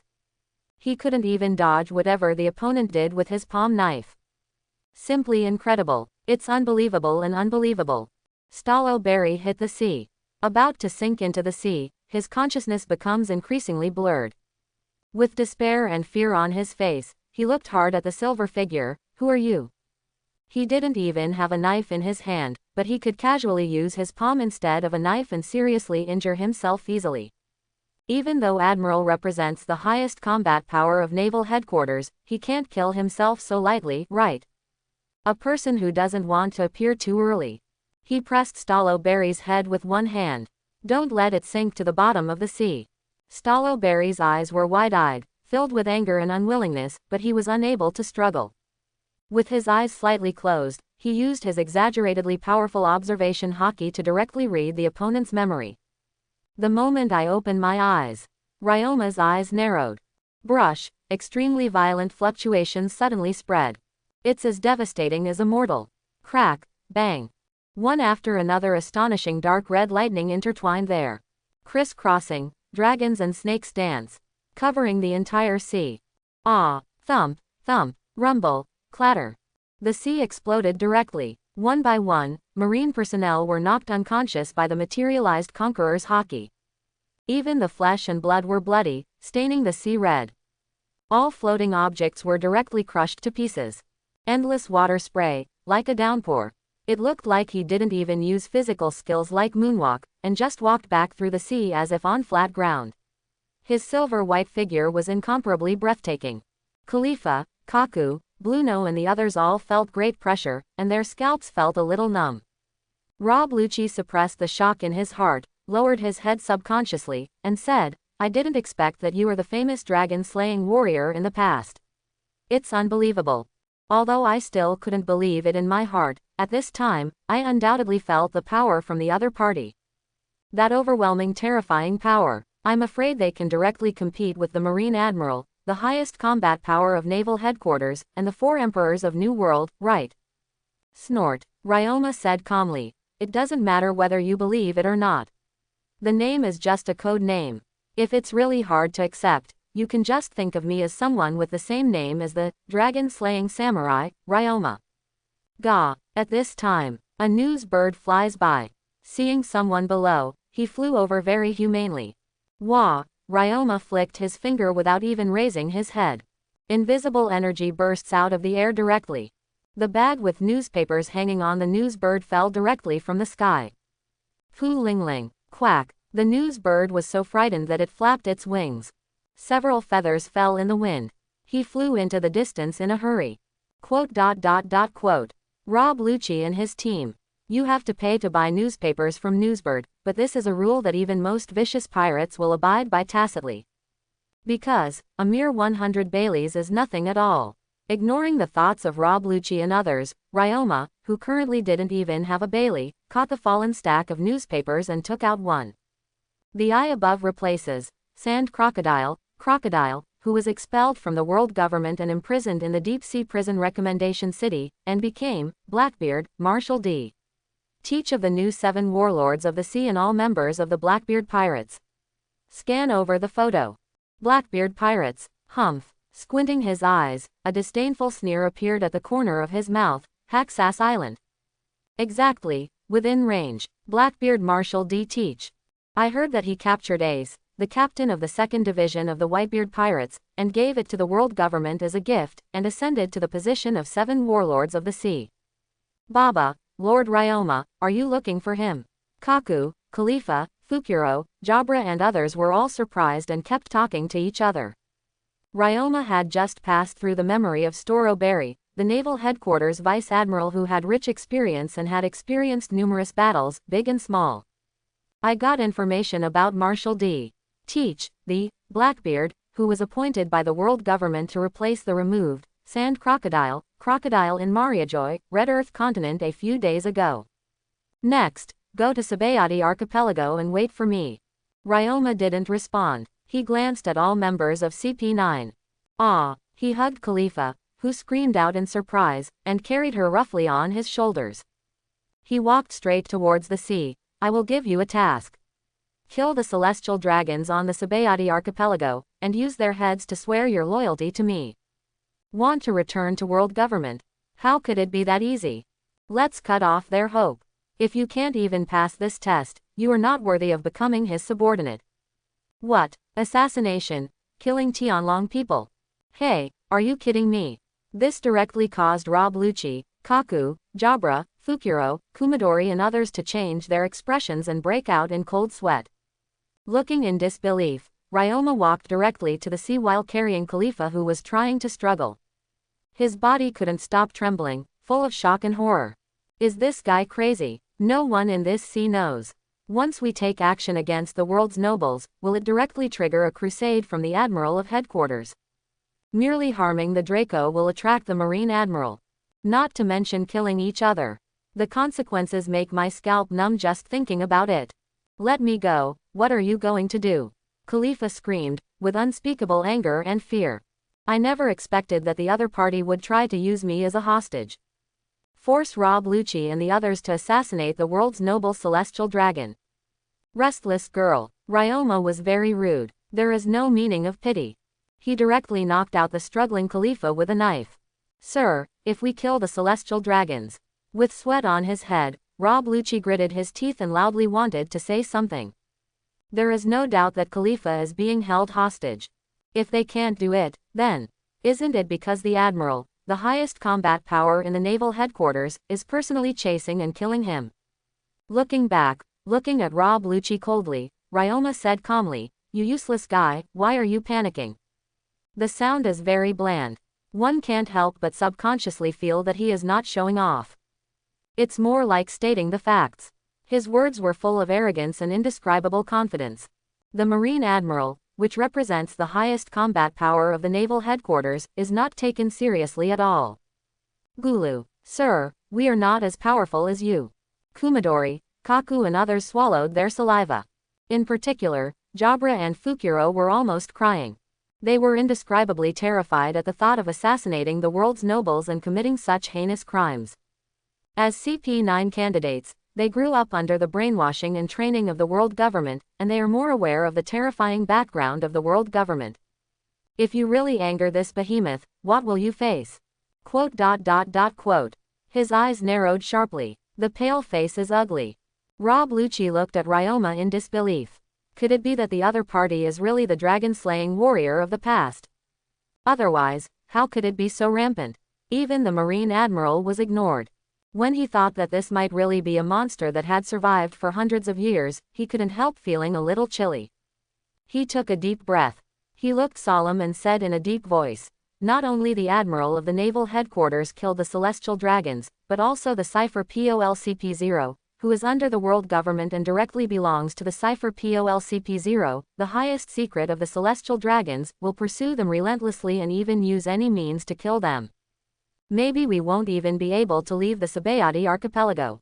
Looking directly at the dragon and horse on the sea, Rob Lucci clenched his fists and said loudly, As a senior agent of CP9, I believe that you can escape as soon as possible after killing the Tianlong people. Besides, don't worry too much. If you are lucky enough, I will finish the work early and arrive at the Sabayati archipelago early. Ryoma kept walking and responded slowly, I will take action by then. As he spoke, he threw a phone bug picked up from the island towards Rob Lucci. The waves were rolling, and the sea beneath his feet seemed to be supported by something invisible, holding him with no intention of falling. People can't believe their eyes. Of course, you can also choose to escape and make another choice directly. Ryoma's pace was getting farther and farther, and his voice was full of playfulness. report the news to the world government and ask them to send the highest combat power of naval headquarters to intercept me there. The opportunity is given to you, choose for yourself. Don't let me down, Rob Lucci. A calm voice came, without the slightest hint of murderous intent. Everyone in CP9, who was panicking and at a loss, couldn't help but feel a chill in their bodies. Thinking of the opponent's monster-like power, which is so terrifying that it can probably directly compete with the Admiral of Headquarters, I feel a little uneasy. That way, just fear that Khalifa will surely die. First of all, the world government believes it or not, they are the same. Secondly, if the world government misjudged Ryoma's strength, it would not be able to capture this man. Next, the other party will definitely try their best to find them. At that time, as all CP9 members who have sworn allegiance to them, but can be said to have betrayed the other party. The end result is definitely not much better. He looked at the figure that was getting faster and faster, rushing towards the distance with Khalifa, and gradually disappeared on the sea.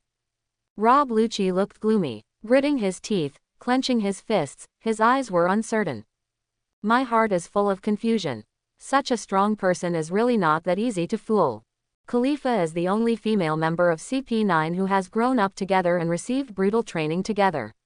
On weekdays, they intentionally or unintentionally give in to each other and take care of each other. Unconsciously, a deep bond has been established. Especially, after going through this life and death ordeal, he was ruthlessly ordered to be hunted down by the world government. Jabra, Kaku, Fukuro, Khalifa and the others never thought of giving up on themselves as an injured person. They risked their lives to protect themselves. They even put down their self-esteem and tried every means to make money to hire a doctor to treat him. On one side, there is world government, a behemoth with a profound background that makes people tremble and have no idea of resistance. On the other side, there are companions who have had a deep bond with each other since childhood. Undoubtedly, it's hard to decide. Lucci, that nasty fool. Kaku, Jabra, Fukuro, and Kumadori all gritted their teeth and clenched their fists. There, watching Rob Lucci, who was struggling with his gaze. Waiting for the other party's decision.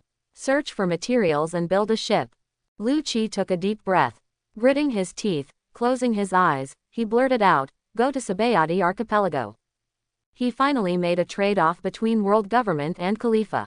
Once you take this step, you can never look back. Who on the sea doesn't know that the world's nobles, the celestial dragons, are descendants of the Creator, and have the blood of gods? Enjoy supreme privileges and are sacrosanct. Merely being offended will lead to a crusade from the Admiral of Headquarters. It is even more impossible for the world government to let go of any criminals who killed the descendants of God, especially those who are considered traitors. I hope that the man whose back alone makes people shudder really has value worthy of their following. It doesn't just refer to strength, but value. Because, in this sea, there are countless ambitious people. But no one can shake the rule of world government. Just being powerful is not enough.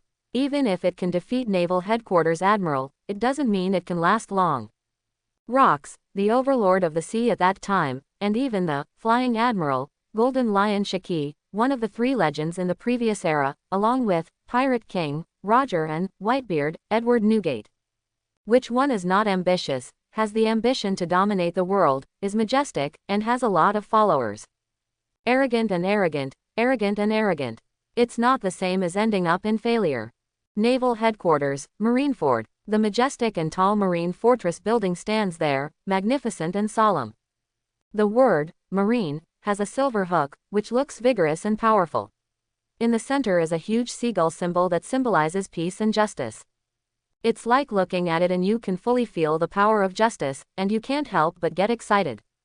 On the sea, large, medium and small warships formed a fleet and patrolled back and forth. There are also many warships parked there, and many marine logistics personnel are working there for inspection and maintenance. In the office of Marshal Marine on the top floor, Naval Headquarters Marshal Sengoku sat behind his desk with a focused expression, reviewing thick documents there. From time to time, one or two confidential documents that were discarded but must not be leaked and must be destroyed were handed to the alpaca nearby and let them eat them. Bulu, Bolo. The red phone on the desk suddenly rang. Sengoku couldn't help but frown, but without hesitation, he directly picked up the phone and answered the call. Moses, I am Marshal Sengoku. Marshal Sengoku, Barry Vice Admiral Stallo. He just sent a request for help, but for some reason the call bug was suddenly interrupted. It is possible that he encountered some irresistible attack. Currently, the warship he commanded has lost contact. The other end of the phone bug. The Marine civilian staff in the liaison room were busy making reports. What? Sengoku's expression changed drastically and he stood up suddenly. What did you say? Stallo Barry asked for help from the headquarters. And has lost contact. He couldn't help but lose his composure. Stallo Barry is one of the powerful vice admirals in naval headquarters. And with a large number of elite Marines at his command, there shouldn't be any problems in the first half of the Grand Line except for natural disasters. Unexpectedly, something happened, and it happened at this critical moment when Fire Fist, Ace was about to be publicly executed, and naval headquarters was likely to start an all-out war with the Whitebeard pirates. Report. But before the other end of the phone responded. At this time, a rapid report came. Come in. Holding the microphone, Sengoku frowned. His adjutant, Branu, walked in hurriedly, sweat dripping from his forehead. Marshal Sengoku, it's not good. Without waiting for Sengoku to ask questions, he reported immediately, I just received the report that the life card of Stallo Barry Vice Admiral has been burned to ashes. Hearing this, Sengoku's expression changed, a little ugly. What happened? Please give me a detailed report of the whole process. He was so frightened and angry that he shouted loudly to the phone bug. Veteran vice admirals like Stallo Barry, who have outstanding combat achievements, rich combat and command experience, and strong strength, are each an indispensable backbone of naval headquarters. The death of any one person is undoubtedly a huge loss to Marine. Yes, Marshal Sengoku. The Marine personnel on the opposite side were covered in cold sweat and said hurriedly, 2 hours ago, when Stallo Barry and his warships contacted the headquarters on a daily basis, they reported that everything was normal, but just a few minutes ago, Stallo Barry Vice Admiral suddenly asked for help from the headquarters, claiming to transfer you, Marshal. His tone was full of anxiety, as if the situation was critical, but the call was interrupted before he finished speaking. After listening to the report, Sengoku's face turned dark, and he gritted his teeth and said, continue to try to contact the missing warships and personnel. In addition, notify Vice Admiral He to come to the Marshal's office. Yes. He put down the phone loudly. He looked solemn, pondered for a moment, and then directly ordered to Adjutant Branu, immediately confirm the location of Stallo Barry and others' accident, and ask Aokiji to personally lead people there to provide full support and search for the whereabouts of other surviving personnel. We must investigate clearly what is going on.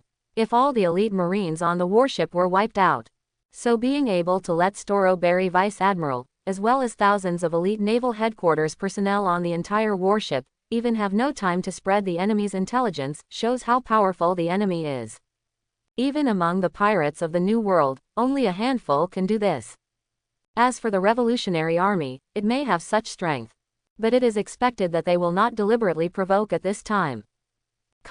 On the undulating sea, a tall silver figure, carrying a beautiful figure on his shoulders, ran wildly on the turbulent sea level as if walking on flat ground. Shockingly fast, the hurricane keeps roaring, its jaw dropping and full of weirdness. Khalifa, who was knocked unconscious by Ryoma's palm sword, felt that he had slept for a long time. Eyelashes trembling slightly, Yu woke up.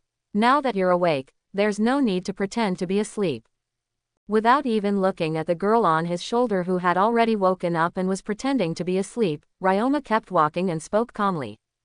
Through Rob Lucci's memory, he already knows. Due to his own existence, the trajectories of many people and things have changed over the years. For example, because Rob Lucci showed amazing talent since he was a child, he attracted the attention of CP0 executives early and was given the ability to form Zone, Ancient Species, and Ancient Leopard. Khalifa, Kaku and others did not receive any devil fruit from their former boss, CP0 Chief Spandam. For another example, Boa Hancock, the emperor of the Nine Snakes fighting nation located in the Calm Belt, is known as the most beautiful woman in the world. The Empress, one of the 7 warlords of the sea, is not a person with abilities. It seems that there is a well-known Kuina pirate group in the New World, which has rejected the 7 warlords of the sea invitation from the world government more than once. Captain Kuina, only 21 years old, is a very strong and talented female swordsman. At the age of 17, he officially went to sea and was originally a famous pirate hunter in East Blue. Later, he was wanted for killing the colonel of a certain marine base branch in East Blue, so he simply formed the Kuina Pirates and became pirates, and began to march towards the Grand Line. 4 years ago, he was one of the most famous supernovas on the Grand Line. After entering the Grand Line, the bounty has increased at an astonishing speed, and is now as high as 532 million belly. In order to enhance Chu Shui, he spent a lot of money to purchase a large amount of materials from the black market. After successfully advancing Chu Shui to the Supreme Great Property, the Autumn God is also known as the Supreme Sharp Sword.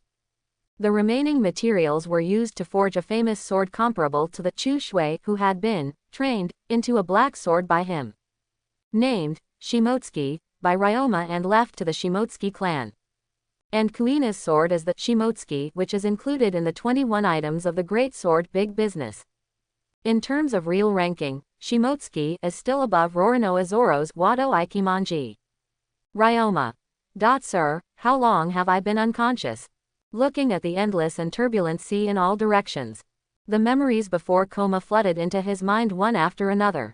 Khalifa couldn't help but grit her teeth when she thought that the other party actually used herself to threaten Rob Lucci and other partners, asking them to kill the Draco to swear their loyalty.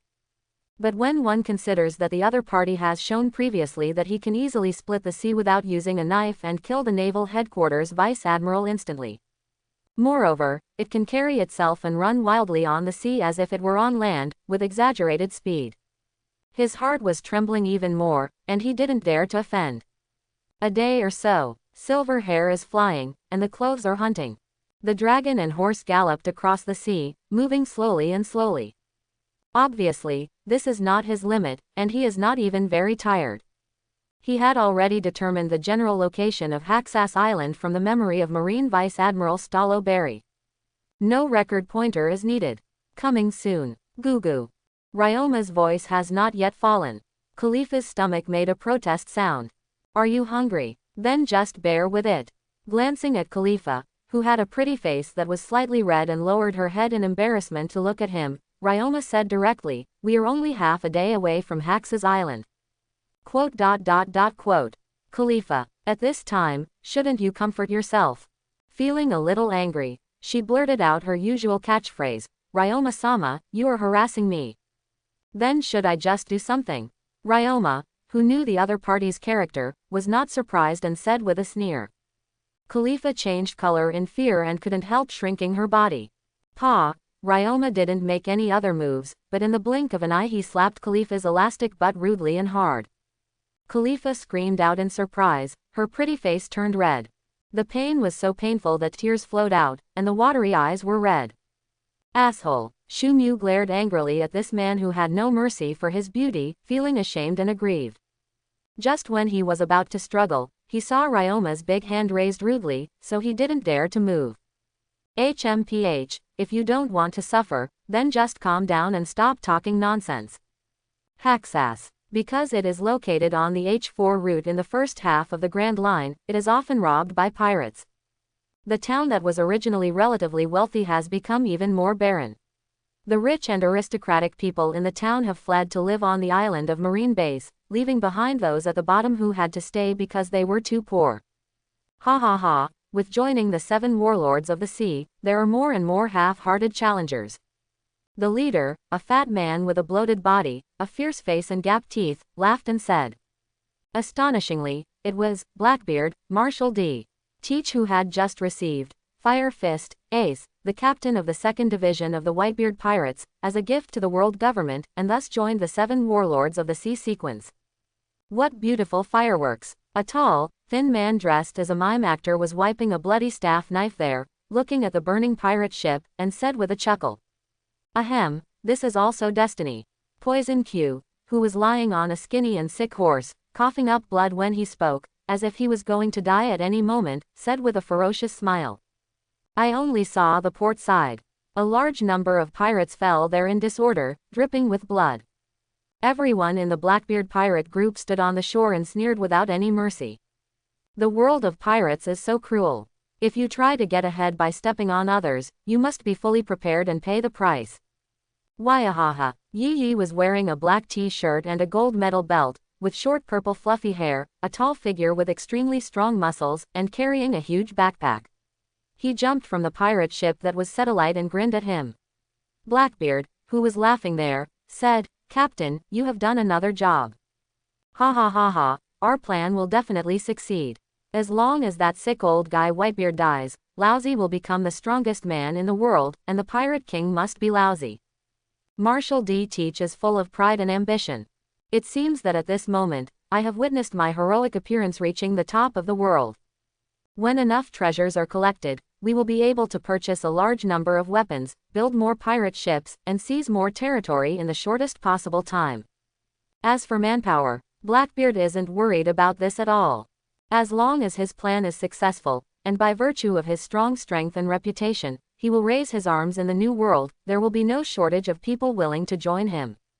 The most indispensable thing in the sea is people who are willing to sacrifice their lives for others for money and power, or even people with various ambitions and purposes. The helmsman, champion, buggies, the sniper, Otonokoshi, Van Oka, the navigator, Devil Patrol, Lafitte, the ship's doctor, Shinigami, Poison Q and others who followed Blackbeard all showed smiles. Isn't it because they are willing to follow the previously unknown Blackbeard because they are optimistic about his future and believe that he is qualified to aspire to the throne of the Pirate King and become the true overlord of the sea? Oh, is it so? A calm voice came from the sea. The smiles of everyone in the Blackbeard pirate group froze. They all looked towards the sea, and their pupils couldn't help but shrink. Crash! On the turbulent sea, a tall silver figure was carrying a beautiful girl. Walking through the turbulent sea water, it is like taking a leisurely stroll, skimming on the sea surface, as if walking on flat ground. That guy. The smile on Blackbeard's face disappeared, and his expression became inexplicably solemn. He frowned, showing fear. Looking at the silver figure, Duku's pupils shrank sharply. Fan Oka, who was beside him, immediately picked up the specially modified fire system, Chinlu, he was carrying, which had an astonishing range and rate of fire, and aimed at the figure on the sea. But was stopped by Blackbeard. "Don't shoot yet, you may not be the enemy. Am I right? Someone can actually run on the sea." Buggy, who had just robbed the treasure on the pirate ship and was carrying a bag as tall as a man, was a little stunned. "Looks like a great guy is here." Lafitte, who was wiping his staff and knife, couldn't help but look solemn. The group of people were alert and prepared. Brush. In the blink of an eye, it swept to the coast at an astonishing speed. Just after landing on the shore, Ryoma didn't show the slightest pity and threw the Khalifa on his shoulder aside. Moonwalk. Although he was seriously injured due to hunger, he was a little weak. But Khalifa has not completely lost its combat effectiveness. Paw, paw. He stepped hard. Along with the sound of gas explosions, bursts of smoke emerged. The whole person rose into the air and landed firmly on the side. Exiame glared at Ryoma angrily. Some gritted their teeth and dared not speak out in anger. He also noticed the ferocious-looking and hostile Blackbeard pirates. His pupils couldn't help but shrink. Crackling. The tide rises and falls on the sea. A dilapidated pirate ship was burning there, accompanied by burning corpses and an extremely unpleasant stench. However, the faces of the Blackbeard pirates headed by Marshal D. Teach changed drastically and they were ready to fight. There, he looked at the dragon and horse who came ashore slowly and unhurriedly, full of fear and vigilance. They all felt the terrifying, suffocating sense of oppression that seemed to emanate from their very bones. In a daze, I felt that the person in front of me was not a person. It is an unreachable mountain. Cold sweat broke out. "Are you Blackbeard?" Ryoma looked calmly at Marshal D. Teach, who was more than 3 meters tall, as if he was looking down at him from a high place. "Ha ha ha, thief, who are you?" Blackbeard forced himself to laugh. He could feel that the man in front of him was probably terrifyingly strong. Just facing Ryoma's gaze made him feel great pressure, and he couldn't help but stand on end. It was just like facing Whitebeard, Edward Newgate, who was in his prime and at the peak of his strength 20 or 30 years ago. A strong fear arose in my heart. Such a strong person cannot be unknown on the sea. He had no impression at all. At the moment, I still need to keep a low profile. It's better not to provoke anyone if possible. This level of strength and capacity is really not that great. Stared at Blackbeard for a moment. Ryoma shook his head in disappointment. The Blackbeard in front of him may not be bad at strength, but it was much weaker than he thought. Bang bang bang. A moment. Van Oka suddenly moved. He fired 3 shots at Ryoma, aiming directly at his eyebrows. The bullets roared like lightning. Oka, don't mess around. Blackbeard's expression changed drastically, and cold sweat broke out. But it was too late to stop it. This idiot was like this the last time he targeted, Fire Fist, Ace. I don't even think about it, can he hurt such a strong person? Whoosh. Very weird. Faced with the extremely fast bullet, even ordinary people cannot react. Ryoma's head was tilted slightly to one side like an afterimage. His speed was so fast that it gave people the inexplicable illusion that he was not moving at all. He directly avoided the hail of bullets that were speeding towards him. So fast. Khalifa on the side cried out. I don't know whether he was shocked by Van Oka's shooting speed or by Ryoma's dodge speed. The next moment, the dragon and horse figure had disappeared from the spot. In an instant, they appeared behind the Blackbeard pirates and his group. The right palm is in the shape of a knife. Faintly, an undetectable cold light flashed through. In the shape of a swallow's tail. It disappeared in a blink of an eye. Time and space seemed to be frozen. Lafitte, Van Oka and others seemed to be staying there. Palm sword-style swallowtail slash. Ryoma's calm voice came out. Ah, Van Oka, Shinigami Poison Q, Champion Buggies, and Lafitte, who had been waiting for the attack, suddenly screamed. A string of miserable blood suddenly spattered from his body, and he fell there one after another. On the chests, there were bloody mouths that were deep enough to show the bones. The blood was dripping and shocking. The strongest one, Blackbeard, who had already mastered observation hockey and armament hockey, and had been vigilant from the beginning, was certainly not careless. But faced with Ryoma's elusive and unpredictable terrifying speed. After all, defense and dodge are a step too slow. On the chest, I don't know when there was also a deep blood mark. Ah, it hurts, it hurts. Originally, for the pirate who was licking blood from the knife's edge, it was not an injury, but the side effects of Logia dark fruit multiplied his pain. He fell there screaming in pain and dripping with cold sweat. Gulu. One blow severely damaged the entire Blackbeard pirates. Khalifa swallowed and lost her voice. Of course she knew Ryoma was very powerful, but she didn't expect that what she learned was just the tip of the iceberg. The longer you stay with him, the more you feel that this man is like Wang Yang in the ocean, unfathomable. I am becoming more and more convinced that the other party is probably the dragon-slaying swordsman who was recognized as the best in the world hundreds of years ago.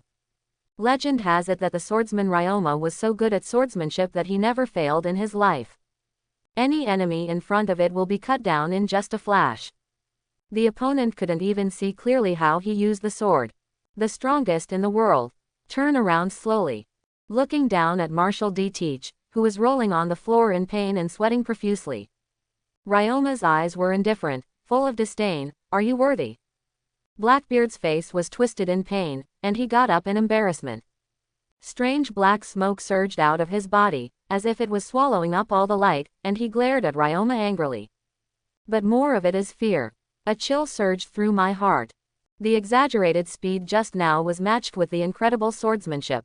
He almost couldn't react. It's really scary. Sir, looking at your attire, could it be that you are Wano-kuni from New World? He stared at Ryoma with a murderous gaze. Blackbeard's face turned dark, and he was a little angry, but his back was already soaked with cold sweat. The man in front of him had an undetectable aura like an abyss, giving him the feeling that he was a monster like a wild beast, which made people shudder. Even if he simply stood there without deliberately releasing his momentum, it would still give rise to the idea of being invincible.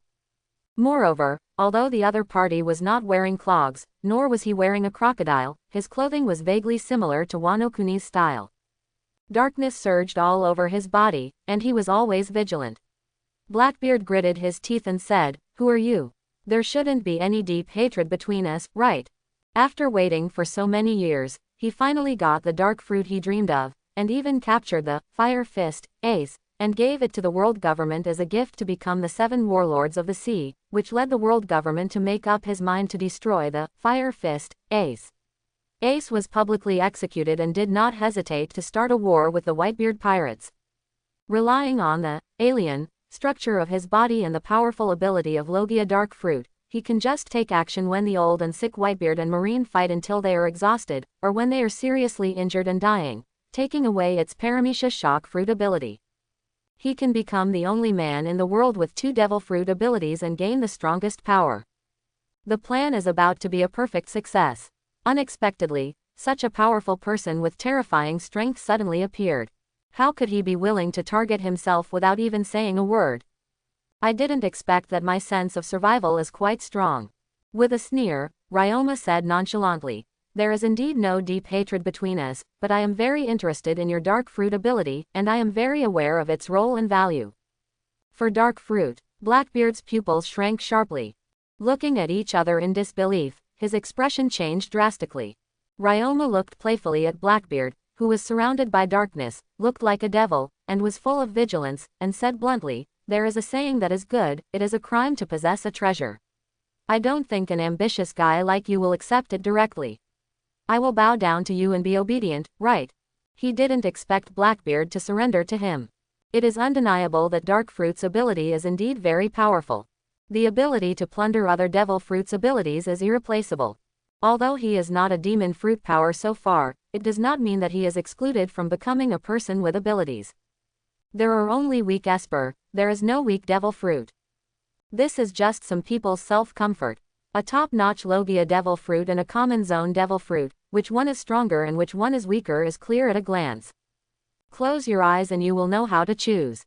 Logia Thunder Fruit, Paramecia Shock Fruit and other top abilities are not bad, but they are only good. After all, they are still a little behind his psychological expectations. Space is king and time is supreme. These 2 special types of Devil Fruit are the abilities that make Ryoma's heart beat the most. The Devil Fruit that he has been really waiting for is the Paramecia Time Fruit that can continuously travel to the future. He believed that the ability of the Time Fruit would not be limited to this, but it was a pity that he could not meet the other party that year. Otherwise, even if there is only a small chance of obtaining the fruit, Ryoma will never show mercy. Just kill the opponent directly.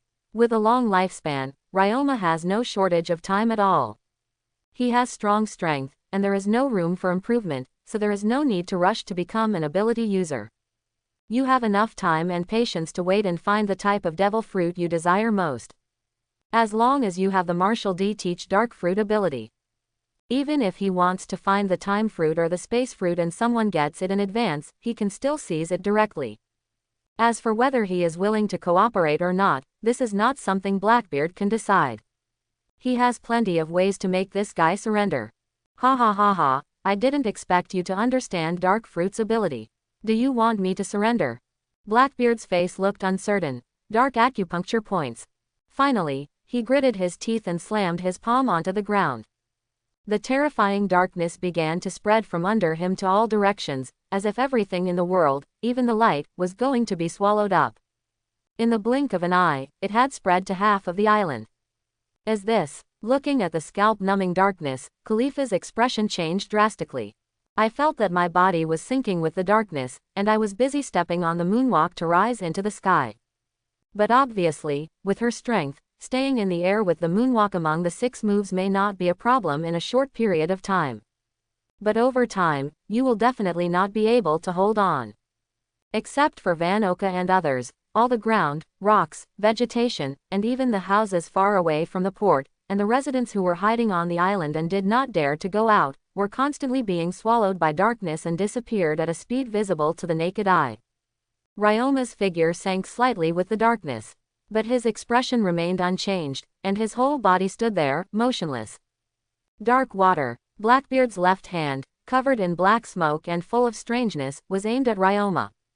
The darkness was like Uzumaki, emitting a strange suction force. Ryoma's body suddenly shook. As if he was suddenly out of control, the whole person flew over at a speed visible to the naked eye. Armed color hardened. Teach's face was sinister, and his right fist covered in darkness was clenched. With the blessing of armament hockey, he hit Ryoma hard, who was attracted by the life and was a little stunned. It's so stupid. Who told you that I am a capable person? Ryoma showed disdain and sarcasm. He is not that kind of third-rate swordsman who is nothing without his sword. Brush. Between the electric light and flint. Straight up Blackbeard's hands and clasped them tightly. What? The astonishing speed and monster-like strength made Marshall D. Teach stunned and unbelievable. I was about to struggle desperately.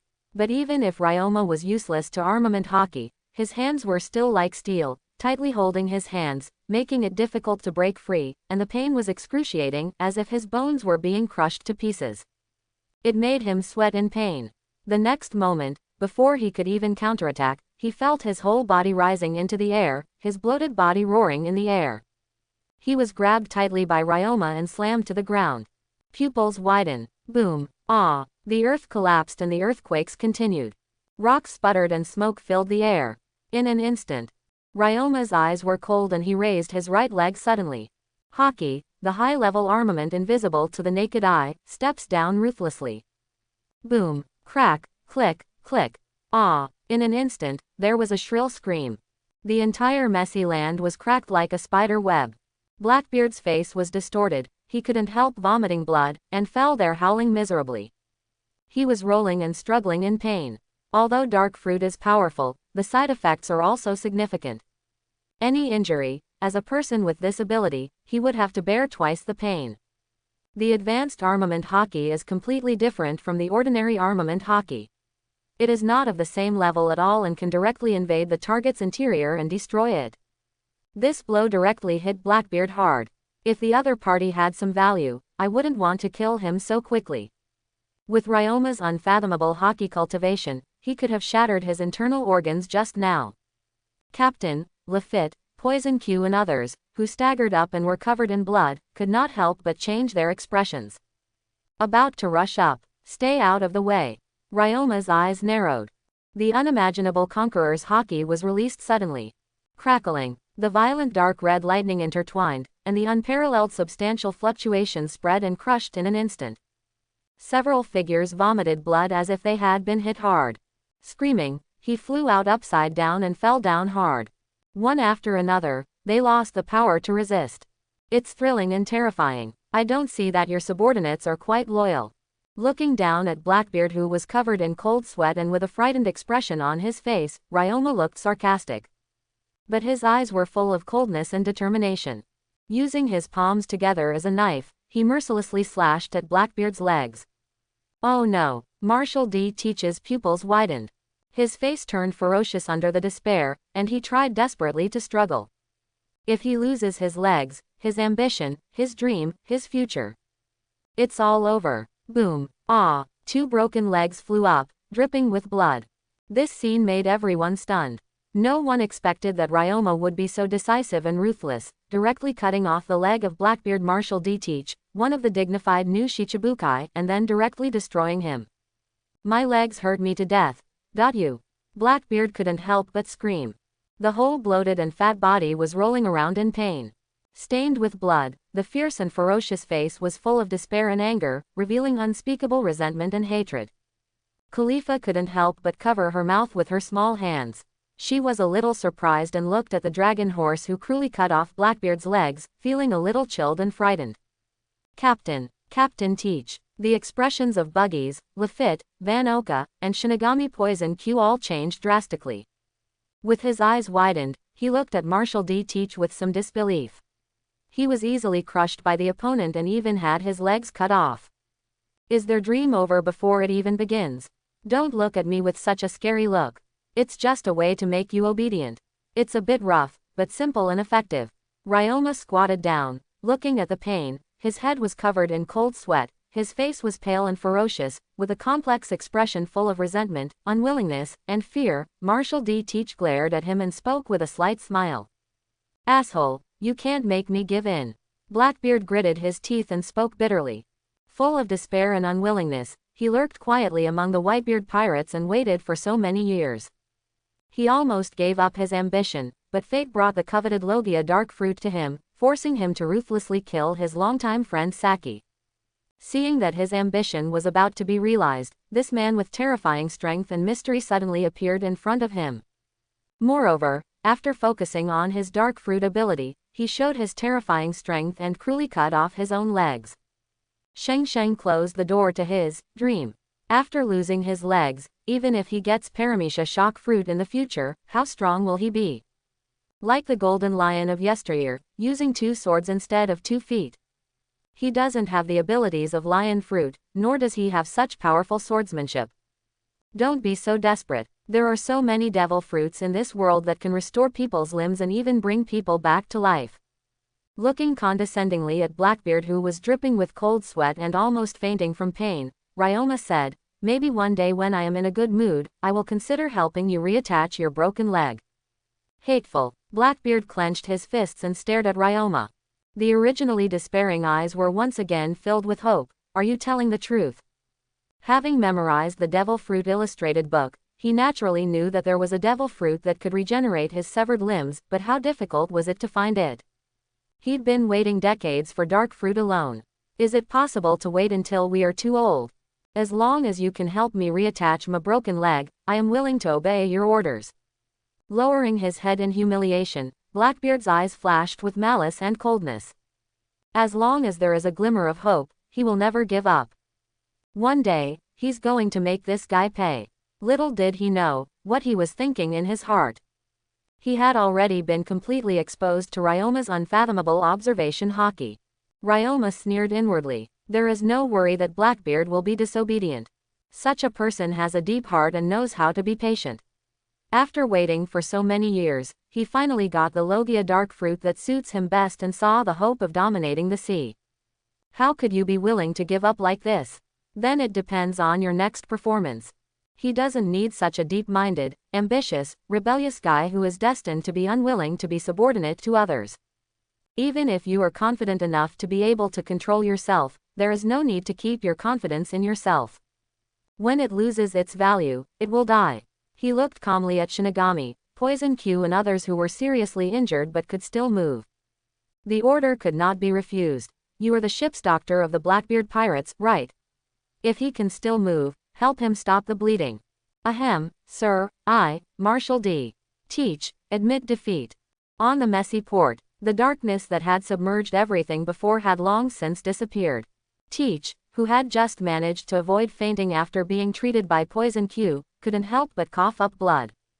He looked at the man in front of him with awe and fear, hiding his resentment and unwillingness in his heart. Can I tell you your name? Lafitte, Buggy, Shinigami, and others all looked at the mysterious figure in front of them with awe. Surprised and doubtful, who is the other party? Such swordsmanship skills can never be unknown, and they have no impression of it. Blackbeard, open your eyes and see clearly. What is in front of you is Lord Ryoma, the world-famous swordsman in the past, the dragon-slaying samurai. Looking at the embarrassed Blackbeard pirates and his crew, Khalifa couldn't help but hum, full of indescribable pride. Although it is not clear why Lord Ryoma values Blackbeard so much, who has just emerged on the sea and is technically a newcomer. But as he witnessed Ryoma's terrifying strength, he was constantly facing the threat of death compared to being endlessly wanted by the world government. Her character is not as deep and steady as Rob Lucci's, but she is slightly inclined to follow him. Dragon-slaying warrior. Blackbeard's pupils shrank sharply. Lafitte and others were even more stunned. She looked at Khalifa and the indifferent Ryoma beside her with strange eyes. I don't want to believe it at all. Even if you don't want to talk about it, there's no need to use dead people from hundreds of years ago to deal with them, right? You don't need to look at me like this. If you can't believe it, just think that I am a person with the same name as Ryoma. Ryoma didn't bother to explain. There's no need to explain that much to these guys. He kicked Buggies, Lafitte and the others, and said calmly, don't waste time, prepare supplies, go to Sabayati Archipelago first, I have to retrieve autumn water. Chu Shui. Blackbeard's pupils shrank sharply. The famous sword that is said to belong to the dragon-slaying samurai, the black sword Shisui ranked among the 21 great swords. Lafitte, the navigator of the Blackbeard pirates, couldn't help but lost his voice. As a well-known swordsman in West Blue, he is no stranger to the legend of the world's greatest swordsman who was famous hundreds of years ago. HMPH, you don't even think about your own merits. With Lord Ryoma's strength, is it necessary to specially weave such a lie to deceive you? Khalifa sarcastically said. In this world, devil fruit's abilities are beyond human intelligence, and it's not impossible that it can make people immortal. Unconsciously, I was also in the category of disbelievers before. Responses were indistinguishable from Lafitte et al. Devil fruit's ability. Buggies, Lafitte, Van Oka and others were filled with shock and swallowed hard. Indeed, devil fruit's ability is indeed beyond human intelligence, and it is not surprising to see any kind of performance. Maybe, it is really possible to have the ability to make people immortal. Are they really facing a monster from hundreds of years ago? When Blackbeard heard this, his eyes flickered. My heart was in turmoil, and I basically believed what Khalifa said. I never expected that a guy who was thought to have been dead for hundreds of years would actually appear alive in the world. I just woke up, and I still have a few people under my command now. Although your strength is a bit inferior, you are still useful.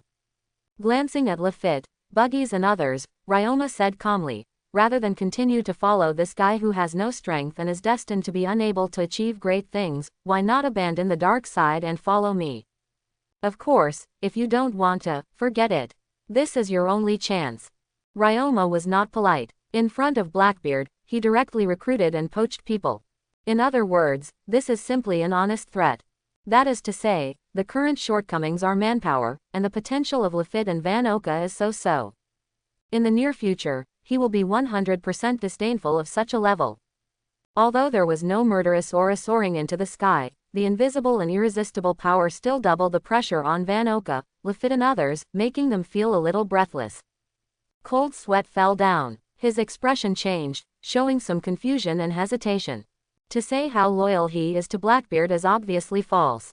They follow each other just because they have a fancy for the other's potential to reach the top in the future. Now, this mysterious man is in front of me. That terrifying strength is simply despairing. Moreover, if they dare to refuse, they might have to explain it here immediately. The person who can cut off the legs of their Captain Blackbeard without hesitation and force him to submit is definitely not a kind person. When Blackbeard heard this, his expression changed drastically. Angry eyes. But I dare not speak out in anger. He finally picked a few good crew members, but they were about to be poached by Ryoma in the blink of an eye. Next, even if there was any hope of recovering his legs and escaping the opponent's control, it would still take time to recruit his subordinates again. I originally followed Captain Teach because he hoped to replace Whitebeard's position and even become a real great Poseidon. Lafitte, who was covered in blood, managed to hold himself up, knelt on one knee and said with a smile, "Since you think so highly of us, Lafitte is naturally willing to serve you." His originally pale complexion became even paler due to the injury, which was a bit scary. Ahem, this is also destiny. Poison Q coughed up blood, as if he was going to die the next moment, showed a smile that was uglier than crying, and knelt there on one knee. "I am happy to serve you, Ryoma-sama." Van Oka hesitated for a moment and then knelt down on one knee. Since he had a better choice, he certainly wouldn't hang on the big tree called Blackbeard. When it loses its use value, I'm afraid it's still unclear whether Marshal D. Teach can survive. Asshole, you three. Buggy's expression changed drastically. Extremely frightened and angry, his eyes spit fire. Some glared at Lafitte, Poison Q and others angrily. Unexpectedly, the other party would betray the Blackbeard pirates so easily. He admitted that he was a little shaken. But at least you have to have some backbone and some reserve, right? Don't look at us like that, Buggies. We are pirates. We have just joined the Blackbeard pirates not long ago. Captain Teach promised us that he would help us realize our ambitions and dreams. If the plan fails, the Blackbeard pirates will disband. Glancing at the somewhat stupid Buggy, Lafitte said directly, "Now, with Lord Ryoma's strength, I'm afraid that even if Captain Teach seizes Whitebeard's ability, it will probably be difficult for him to conquer the world. The strongest. He is a swordsman. Naturally, it is clear how much a swordsman's strength is weakened with or without a sword in his hand. They can destroy the Blackbeard pirates in an instant without using a sword. I can't even imagine how terrifying Ryoma's true strength will be if he really takes back the autumn water." Ryoma, who didn't even have a sword in his hand, couldn't block a single move and was easily crushed. Blackbeard is no longer qualified to serve them. Take away Whitebeard's abilities. Khalifa's pupils shrank sharply. Looking at Blackbeard in shock, he couldn't believe it. Isn't the other party already a user with that dark fruit ability? Is it possible to take away other people's abilities? She couldn't help but feel shocked when she thought that Ryoma valued Blackbeard's abilities so much. Although it is still a bit unbelievable, it seems that only in that way can this Blackbeard be worthy of being valued so much by this adult, even going so far as to cut off his legs to force him to submit. Ha ha ha ha, I didn't expect that your lord is actually the dragon-slaying warrior who was famous all over the world in the past. It's really hard to believe. Since Lord Ryoma thinks so highly of you guys, just stay with me. Blackbeard's expression changed, and he suddenly pretended to be open-minded and laughed. My heart was bleeding and I felt extremely depressed. Roar. Half an hour later, a huge sea beast that Ryoma rushed directly into the sea to catch and subdue roared tremblingly, and there it obediently pulled a raft-shaped pirate ship.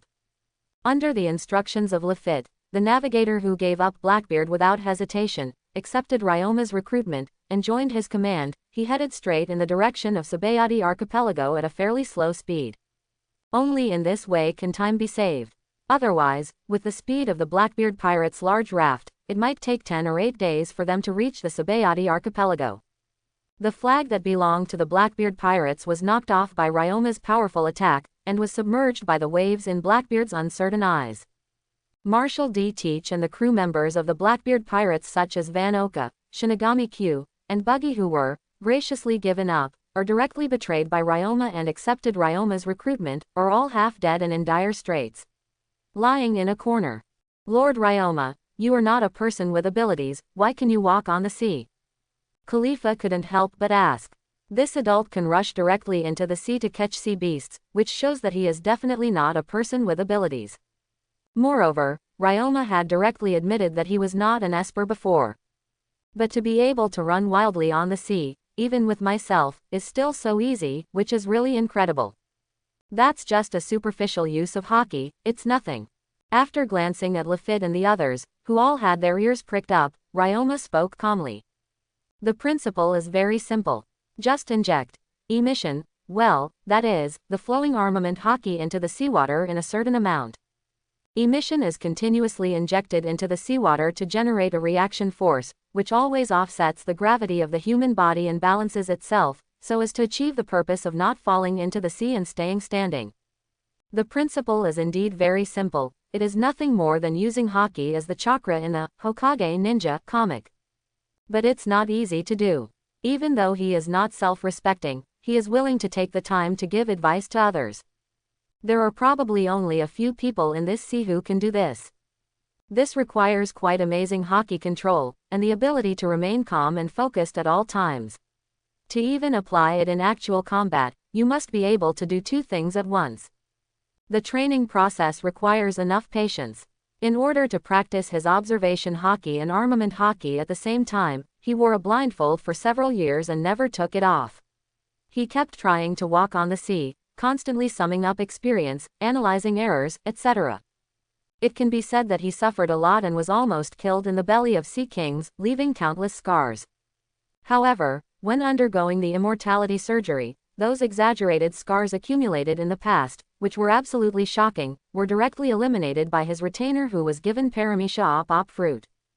And that blindfold has not been taken off for several years, even when eating, sleeping, or even when dealing with incoming enemies, honing and breaking through oneself in life and death.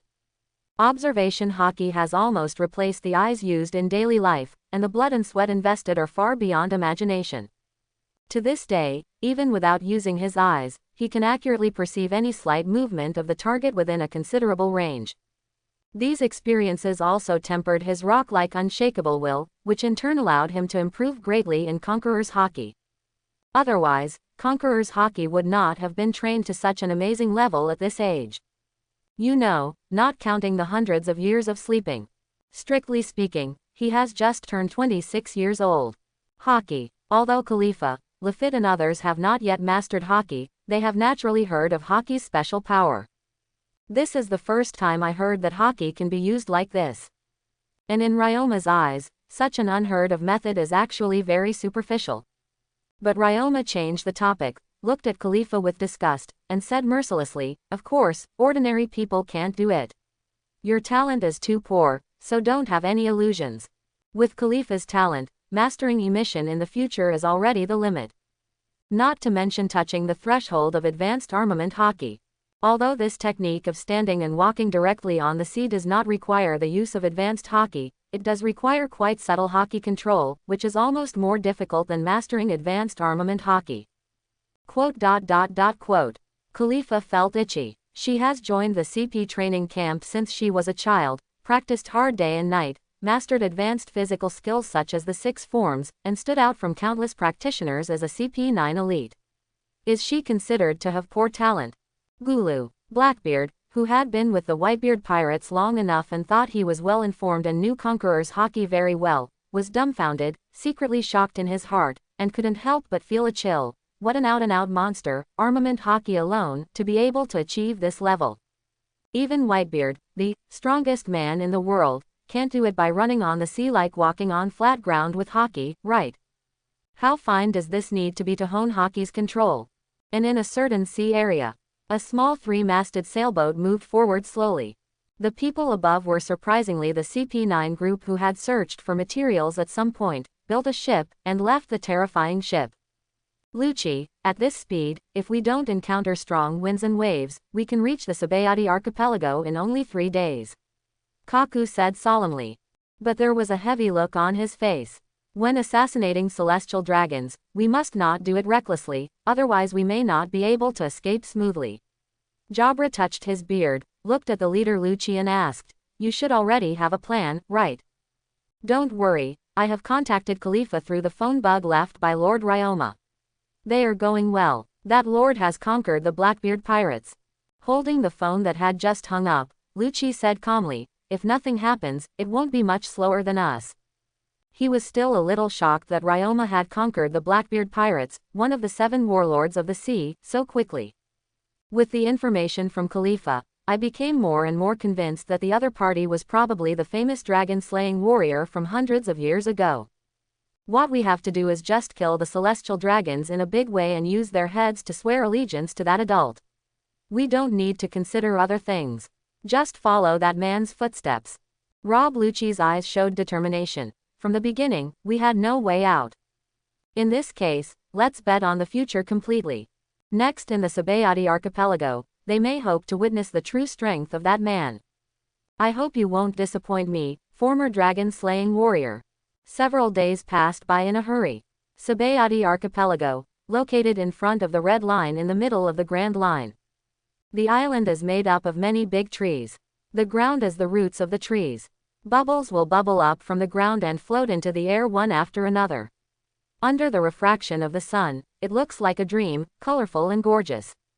I want to go to the last island pointed out by the record pointer in the first half of the Grand Line. It is located 10,000 meters below Mariajoy, the power center of the world government. You have to use the special resin coating in the Sabayati archipelago, and then use it to dive to the bottom of the sea. Therefore, Sabayati archipelago often gathers a large number of pirates, waiting for coating. Although it is close to the naval headquarters and even has a marine branch base stationed here, due to some special reasons, there are still a large number of illegal areas.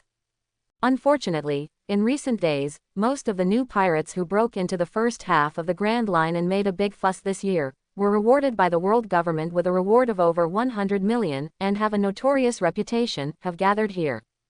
At this moment, on Peninsula number 45, the original food court was now in chaos. A large number of tourists, residents and nobles rushed to escape here. After finally arriving at the Sabayati archipelago, the Straw Hat crew, who were having fun in the tourist area, inevitably clashed with the other pirate supernovas gathered here. Bang, boom, the loud noise continued to spread. Several figures collided on the originally bustling street. Some shop owners were in tears because their shops were completely destroyed by these pirates. "Hey, Straw Hat Boy, you are so arrogant." A man with red hair, goggles, and a dark red coat sneered and said, "You want to be the Pirate King? Ask me Eustace Kid first." Before he finished speaking, he stretched out his right hand. Ping ping, ping pong. Without any warning, nearby spoons, forks, tables and chairs, swords, guns, doors and windows. A large number of iron products, attracted by invisible magnetism, came one after another. It transformed into a huge iron hand and slammed into Straw Hat Luffy. Asshole, rubber, bazooka. Straw Hat Luffy ran over without fear. The hands were as if they were rubber, suddenly extending back tens of meters, making people unable to help but be stunned. Then it shrank like lightning, and with great impact, it faced the huge iron hand that was coming. Boom boom, ping ping ping pong. The loud noise shook the sky and filled with smoke and dust. A lot of iron products were scattered everywhere. But soon it was strangely affected by magnetism and kept floating. And in the distance, a group of pirates from different pirate groups were watching with cold eyes. I recognized the boy wearing the straw hat. It was Luffy, the straw hat who had been in the limelight recently and was offered a bounty of 300 million belly by the world government. There was also the red-haired man with the spiky head, which made them extremely fearful. Captain Eustace Kid, the bounty was even higher than that of Straw Hat Luffy. He is the pirate with the highest bounty among the 11 supernovas currently gathered in the Sabayati archipelago with a bounty of over 100 million. Kong, Chang. On the other side of the street, Roronoa Zoro was holding the word Wado in one hand, and he was constantly colliding with a figure wearing a mask and holding a sickle in both hands. With the other hand, he tightly grasped the trembling black knife Chu Shui to prevent it from coming out of its sheath. Endless. Using the Ito style and having been seriously injured before, he flashed across in front of him in embarrassment, the second in command of the Kid Pirates, with a bounty of more than 100 million belly, and Kira, the killing samurai, who is also one of the supernovas. Cut with all your strength. Force the opponent back. Roronoa Zoro frowned, holding down the trembling Chu Shui with his left hand.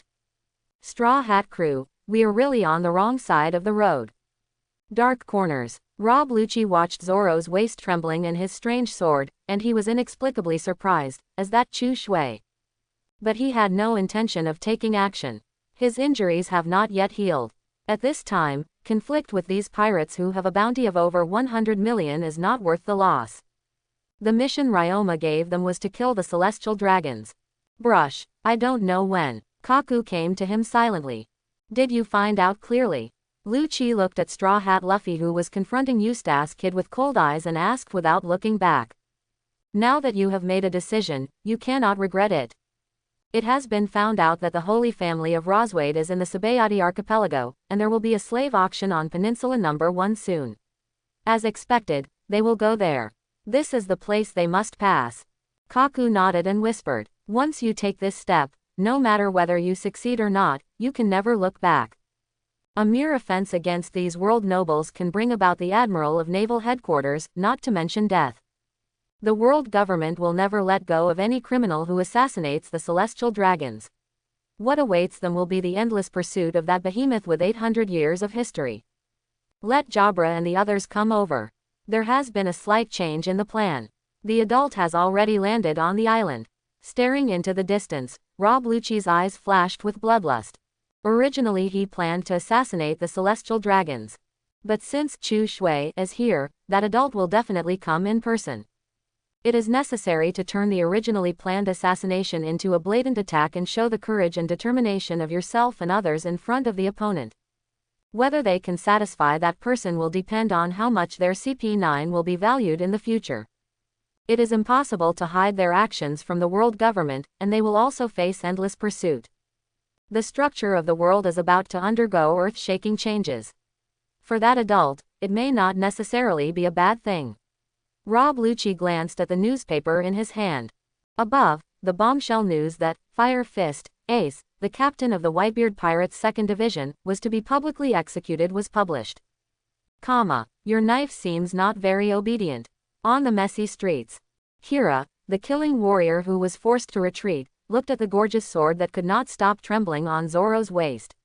He was a little surprised at the same time, but he had no intention of stopping at all. The scythes in his hands turned into afterimages, and they kept slashing fiercely. Zoro, who was temporarily using the single sword style, and who was already seriously injured and unable to display his strength, could only deal with it awkwardly, almost getting injured more than once. One accident, and I could no longer suppress the increasingly violent autumn water. Let it come out alive. Kang, a dark cold light flashed. The dark sword with red zigzag patterns was stuck on the ground. Buzz, buzz. In everyone's surprised eyes, it seemed to be alive, its whole body erupted with a faint blue light, and it kept pulsing and humming. It's so dazzling that people can't look straight at it. As if cheering, jumping for joy, and excited. What? That knife. The pirates present. Rob Lucci and others from CP9. There are also pirates who have a bounty of over 100 million and are also supernovas, including, corrupted Marine Rear Admiral. My pupils can't help but shrink. Is that sword the missing national treasure of Wano-kuni?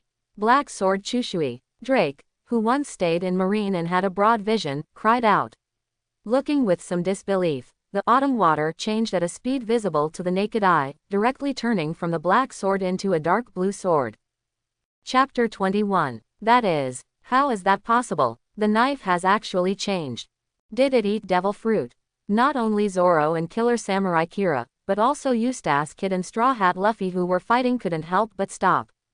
Shocked and inexplicably, he looked at the sword that was stuck straight there. It could not help but shine with a dazzling light. The blade turned from pitch black to faint blue and had expanded 2 or 3 times at some point. It was engraved with exquisite dragon patterns, which was completely different from before. Autumn water. That's it, I understand. His beautiful eyes stared at the blue sword. Robin thought of something and couldn't help but take a deep breath and said, no wonder no one has ever found the Chu Shen, one of the supreme sharp swords, which was forged by the former dragon-slaying warrior himself over the years. Quote, what, is it the supreme sharp sword Autumn God that has disappeared for hundreds of years? That sword that is rumored to be able to cut mountains and seas directly, the most famous sword in history. Hiss. I remember someone in the black market offered a reward of 500 million belly to buy it, but I couldn't get it. No one expected that the true form of the black sword Chu Shui turned out to be the legendary supreme sword that was forged by Ryoma, the world's greatest swordsman hundreds of years ago, the dragon-slaying samurai, and had disappeared for hundreds of years. Autumn God. For a moment, both Eustace Kid and Capone Beige and others couldn't help but have their eyes blazing. Even if they are not swordsmen, they have no hobby of collecting famous swords. But 500 million Baileys, just put in front of them. Who would turn a blind eye? It turns out that Chu Shui is the long-lost supreme sword Chu Shen. No wonder the world government has been unable to find it for so many years. He looked at the gorgeous blue sword hidden in the sky with some disbelief. In the dark, Rob Lucci and others suddenly realized. Hey, I'm sorry, Chu Shen is mine. At this time, a figure rushed over, catching everyone by surprise. It immediately grabbed Chu Shen and laughed ferociously. It is rumored that it can split mountains and seas with just one wave. Let me do it. Verify it. That guy is the evil swordsman, Cerno, with a bounty of 86 million Baileys. Don't ever take Autumn God away. Put down the knife for lousy. Drake, Eustace Kid and others were so shocked that they recognized each other's identity. But it was too late to stop it, as the other party beat him to it. Buzz. He was holding the gorgeous blue handle just now. It was as if the hand was glued to it, and a terrifying devouring power came from the knife. Ah! It made his face turn red and veins bulge all over his body. Kai, lifting Chu Shen with all his strength, he slashed forward. Zoro, Kira and others all had pale faces, their hair stood on end, and they all avoided him without hesitation. A terrifying cold light shone out. Boom boom. For a moment, the terrifying sword light was dazzling. The forest ahead was divided into 2. Boom boom. Smoke and dust filled the air. The exaggerated slash marks were several meters wide and hundreds of meters long. Shocking. But the next moment, shocked by the power of Autumn God Roronoa Zoro, Capone Beige, Eustace Kid, Trafalgar Law, Drake and others couldn't help but shrink their pupils and gasp.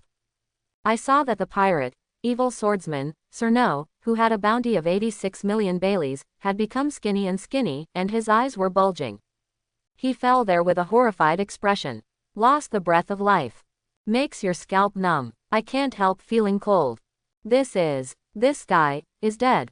Could it be that this is a demon knife? Many people stared in horror at the blue sword that was inserted there again, so dazzling that it seemed like they were getting lost. They all couldn't help but take a few steps back. Staring at the astonishingly powerful autumn god, his eyes were extremely hot. Thinking of the miserable fate of the pirate, evil swordsman, Sir No, I felt a little unspeakable fear. The next moment, there is no time for anyone to be eager to take the risk and snatch it. Brush. In the middle of the field, silently, a tall silver-white figure appeared. He calmly grabbed the mysterious autumn god without even looking at the mummified corpse, and gently stroked the blue blade. A guy with insufficient equipment can use far more than himself. The power you can control will only ruin your own life. And this autumn god, which had just caused the tragic death of the pirate swordsman with a bounty of 86 million Baileys, was not rejecting it, and was humming softly. He seemed to be responding, as if full of joy and excitement. It's unbelievable. Who? Gulu. This guy. It looks like a great person is here. Is it possible that he is the world's greatest swordsman, Hawkeye? No, I have seen Hawkeye's appearance in the newspaper. It is completely different from him. Invisibly, the silver-white figure exuded an aura like an insurmountable mountain and an abyss lying there, making those pirates unable to help but suffocate, and their legs could not help but tremble. Even arrogant people like Eustace Kid and others couldn't help but feel a surge of pressure at this moment and break out in cold sweat. Looking in disbelief, the face in front of him is vaguely similar to Roronoa Zoro, but he is more heroic and majestic, and the temperament between the two is completely different. Gulu. No way. That guy is not. Zoro, Robin, Nami, Sanji and others couldn't help but widen their eyes, their pupils shrank sharply, and they cried out. He looked as if he had seen a ghost, showing a look of disbelief. Recognizing the familiar yet unfamiliar silver-white figure, cold sweat fell down and a chill broke out. A person who had been dead for hundreds of years and buried by them came back to life. They suddenly realized and finally understood why Chu Shui had been resisting Zoro before. Boy, it's not a good habit to take away things that don't belong to you without the owner's consent. Holding the Akagami, the awe-inspiring Ryoma looked calm and calm. His sharp and calm eyes swept across the Straw Hat Pirates, and finally his eyes stopped on Roronoa Zoro, who was looking directly at him. Let the pressure increase. As if he was being targeted by some ferocious beast, he couldn't help but stand on end. Looking at the green algae-headed swordsman, he said nonchalantly, but for the sake of the Shimotsuki family, I won't argue with you. Shusha. Rob Lucci, who was hiding in the dark, appeared with Kaku, Jabra and others and came to Ryoma. With his head lowered and respectful, he knelt there on one knee. Sir Ryoma. Those guys. It's CP9. The Straw Hat crew was shocked. I'm a little shocked. Aren't those people in CP9 affiliated with world government? Why do you bow your knee to Ryoma so respectfully? Bang dang. Get out of the way. Get out of the way. Get out of my way. There was a burst of panic and anxious shouting. Before many people could react, they were suddenly knocked away by a tall black figure and almost fell to the ground. I saw a ferocious pirate wearing a pirate hat with a yellow complexion. He ran wildly in a panic. He didn't care and roughly knocked away the figure blocking his way, as if he was fleeing. At the same time, he kept struggling to tear at the slave collar around his neck and the heavy chains around his limbs. He was a bit hysterical, crying and anxious, but also desperate and unwilling. He screamed with all his strength, "Who can help me solve it? Turn on this collar, please." Boom. Ah, it's celestial dragons. Quick, kneel down. Thump, thump. The originally noisy food street. All of a sudden, not only the tourists and residents, but also the extremely vicious and lawless pirates all knelt down and got out of the way. Even Eustace Kid, Trafalgar Law, Capone Beige and others had to pretend to kneel in the corner because they did not want to attract the Admiral of Naval Headquarters at this time. Straw Hat Luffy, who was still standing, was pushed down by a girl wearing a t-shirt and denim shorts with long pink hair for unknown reasons. Take it easy for me, do you want to kill everyone? Jewelry Bonnie glared fiercely at Straw Hat Luffy, who was trying to stand up, and scolded him in a low voice. Luffy, don't mess around.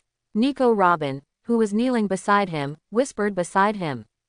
All over the street, only Ryoma and CP9, who were holding the Autumn God, were extremely conspicuous. Those guys, Eustace Kid, Trafalgar Law and others couldn't help but feel their eyelids twitching, feeling an inexplicable foreboding. At this time, a woman wearing a bubble hood and a gorgeous space suit walked over in a domineering manner. Next to him, there was a dog also wearing a bubble hood. Are you dead? You actually tried to escape, humble slave. The female world noble, who looked very young, her eyebrows filled with arrogance and hostility, fell to the ground towards the shot man, bleeding. The pirate captain was kicked hard twice. He even took 2 additional shots without hesitation. The tourists, traders, pirates, etc. all lowered their heads and did not dare to look over. Many civilians and tourists had sweaty palms, fearing that they might accidentally attract the attention of celestial dragons. The world nobles' celestial dragons are the descendants of 20 kings who created the behemoth world government 800 years ago and moved their families to live in Mariajoy at the top of the Red Line. Known as the descendants of the Creator, the bloodline of God. The express laws of the world government stipulate that descendants of the Creator enjoy all privileges. This established the noble status and supreme power of celestial dragons. Whether it's a commoner or a noble, when you see them, you have to kneel down.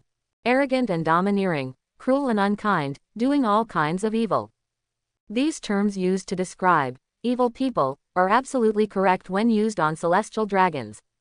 Simply put, they don't treat anyone who isn't a member of the celestial dragon's ranks as a human being. Once offended, Naval Headquarters' highest combat capabilities must be maintained with all its strength.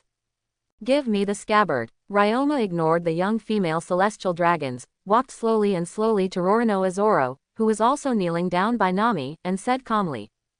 The sharp gaze made Zoro feel great pressure and sweat broke out on his forehead. Subconsciously obeying the other party's words, he took off the scabbard from his waist. You untouchables, how dare you stand openly in front of me? Shilulia Palace walked over and saw Ryoma, Rob Lucci and others standing with the scabbard in their hands, and couldn't help but look angry.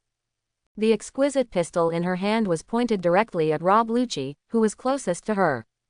Without hesitation, just pull the trigger. Kang, the delicate blue blade on the hand vibrated slightly, shrinking at a speed visible to the naked eye. It turned into a pitch-black straight-edged sword and sheathed it without haste. Long Ma looked at Rob Lucci and his group calmly as if nothing had happened, without saying anything. But the invisible gaze made Rob Lucci, Kaku, Jabra, Kumadori, and Fukuro sweat on their foreheads. Boom! Between the electric light and flint, along with the gunshot, a dark figure flashed. Shave. What? In everyone's disbelieving eyes. The moment Rob Lucci dodged the bullet, he stepped fiercely and suddenly arrived in front of Shilulia Palace.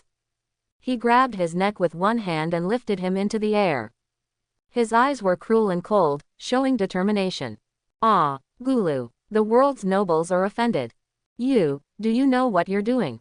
Jewelry Bonnie and others' expressions changed drastically. Extremely shocked and angry, he glared at Rob Lucci, who was holding Shilulia Palace with one hand and looking cold. The pirates, travelers, and residents were so frightened that their faces turned pale and they were sweating profusely. Some timid ones even screamed, "Untouchable, how dare you, ahem." Shilulia Palace's entire face turned red, and she gradually began to lack oxygen. Her eyes widened, and she glared in disbelief and extreme anger at Rob Lucci, who dared to offend her. Both hands wanted to break away Rob Lucci's big hands that were tightly wrapped around his neck like steel. Struggling hard, his legs kicked wildly in midair. Lucci, Jabra and others were startled.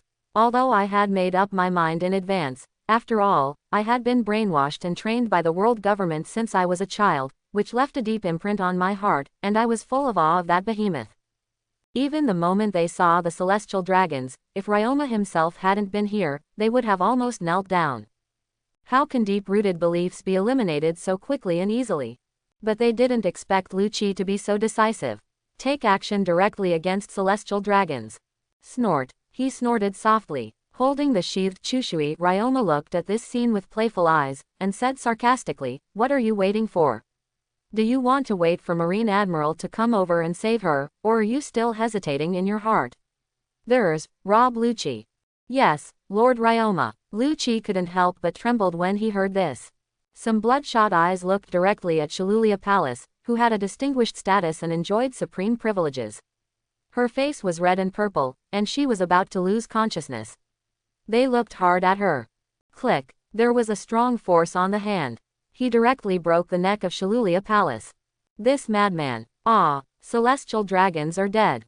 Quick, run quickly. The Marine Admiral is coming. Don't bother us even if you want to die, you. His complexion changed drastically. The scene was immediately chaotic. Both the residents and tourists, as well as the pirates, were all panicked. Terrified, he fled in panic. Shalulia, you pariah, what are you doing? How dare you offend Shalulia Palace? Court death. We must not let him go. At this time, there was chaos on the street. Two figures wearing bubble hoods each sat on the back of a strong slave, forcing the slave underneath him to crawl over slowly. Next to him, there were several female slaves with dull eyes and numb expressions, and a dozen bodyguards dressed in suits and leather shoes. Seeing Shalulia Palace being held up in midair by one hand, everyone couldn't help but shrink their pupils. The expressions of the father and son, Saint Roswaiter and Saint Charlos, turned pale, extremely frightened and angry, and their eyes were about to burst. Without any order from them, the bodyguards rushed up immediately. If something happens to the celestial dragons, not only themselves, but even their family members may be mercilessly executed. One of the bodyguards looked extremely angry. He took out his pistol, pointed it at Lucci who was still holding Shalulia Palace, and pulled the trigger directly. Bang, bang, bullets roared one after another. Like a rain of bullets, pouring towards Rob Lucci. Bang, he threw the already lifeless Shalulia Palace aside unceremoniously. Shave. Rob Lucci flew into the air like lightning. His right leg turned into an afterimage and he kicked out fiercely, Tempest kick. Wah! An extremely blazing light green slash. It tore through the atmosphere in an instant and slashed at the bodyguards. At this time, Kumadori, Fukuro and others took action without hesitation. Jabra, one for each. Kaku gritted his teeth, looked at Jabra, and said in a deep voice. Of course, how could Lucci be allowed to perform such a famous feat alone? Jabra's figure turned into an afterimage and rushed out. The target is not the bodyguards, but the father of Shalulia Palace, Saint Roswaiter, a world noble who has not yet come off the back of a slave. And Kaku also flashed in front of Saint Charos like an afterimage. Untouchables, how dare you commit such crimes?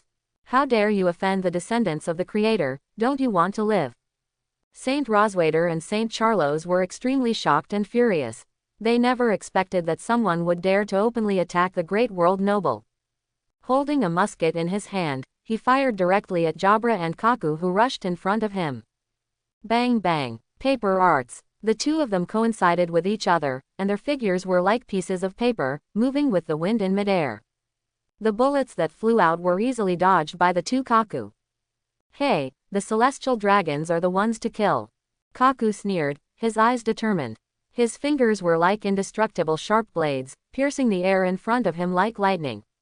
With disgusting snot hanging on his face, Saint Charlos said like a fat pig, finger pistol Nanta. Finger pistol wolf hunting. And Jabra grew thick fur all over his body, and his whole body instantly became as ferocious as a jackal. The extremely sharp claws penetrated Saint Roswaiter fiercely. Not long. Blood stained the ground red. Corpses were lying there in various directions. The strength of those bodyguards is naturally much inferior to that of CP9, who is an elite agent. Even though he was injured, it was still easy to deal with these guys who were not even as good as the colonel of naval headquarters. The ugly-looking Eustace Kid, Trafalgar Law, Hawkins, Capone Beige, Monker Rouge, Jewelry Bonnie and others were watching with cold eyes. After staring at Ryoma who was standing there with a calm expression, they all prepared to leave one after another. Wait a minute, the game has just begun. Ryoma, who was sitting there leisurely as if nothing had happened, chuckled and said, Did I let you leave? What do you mean? Eustace Kid and his subordinate killing warrior Kira and others paused. He looked at Ryoma with an evil look.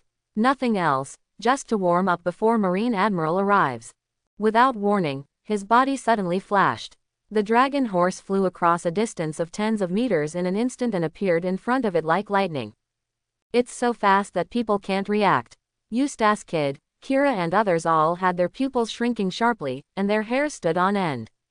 There is no time to be alert yet. Eustace Kid felt a pain in his abdomen, the bones in his chest collapsed, and he vomited blood. The whole person's face was distorted, and he was flying out like a cannonball.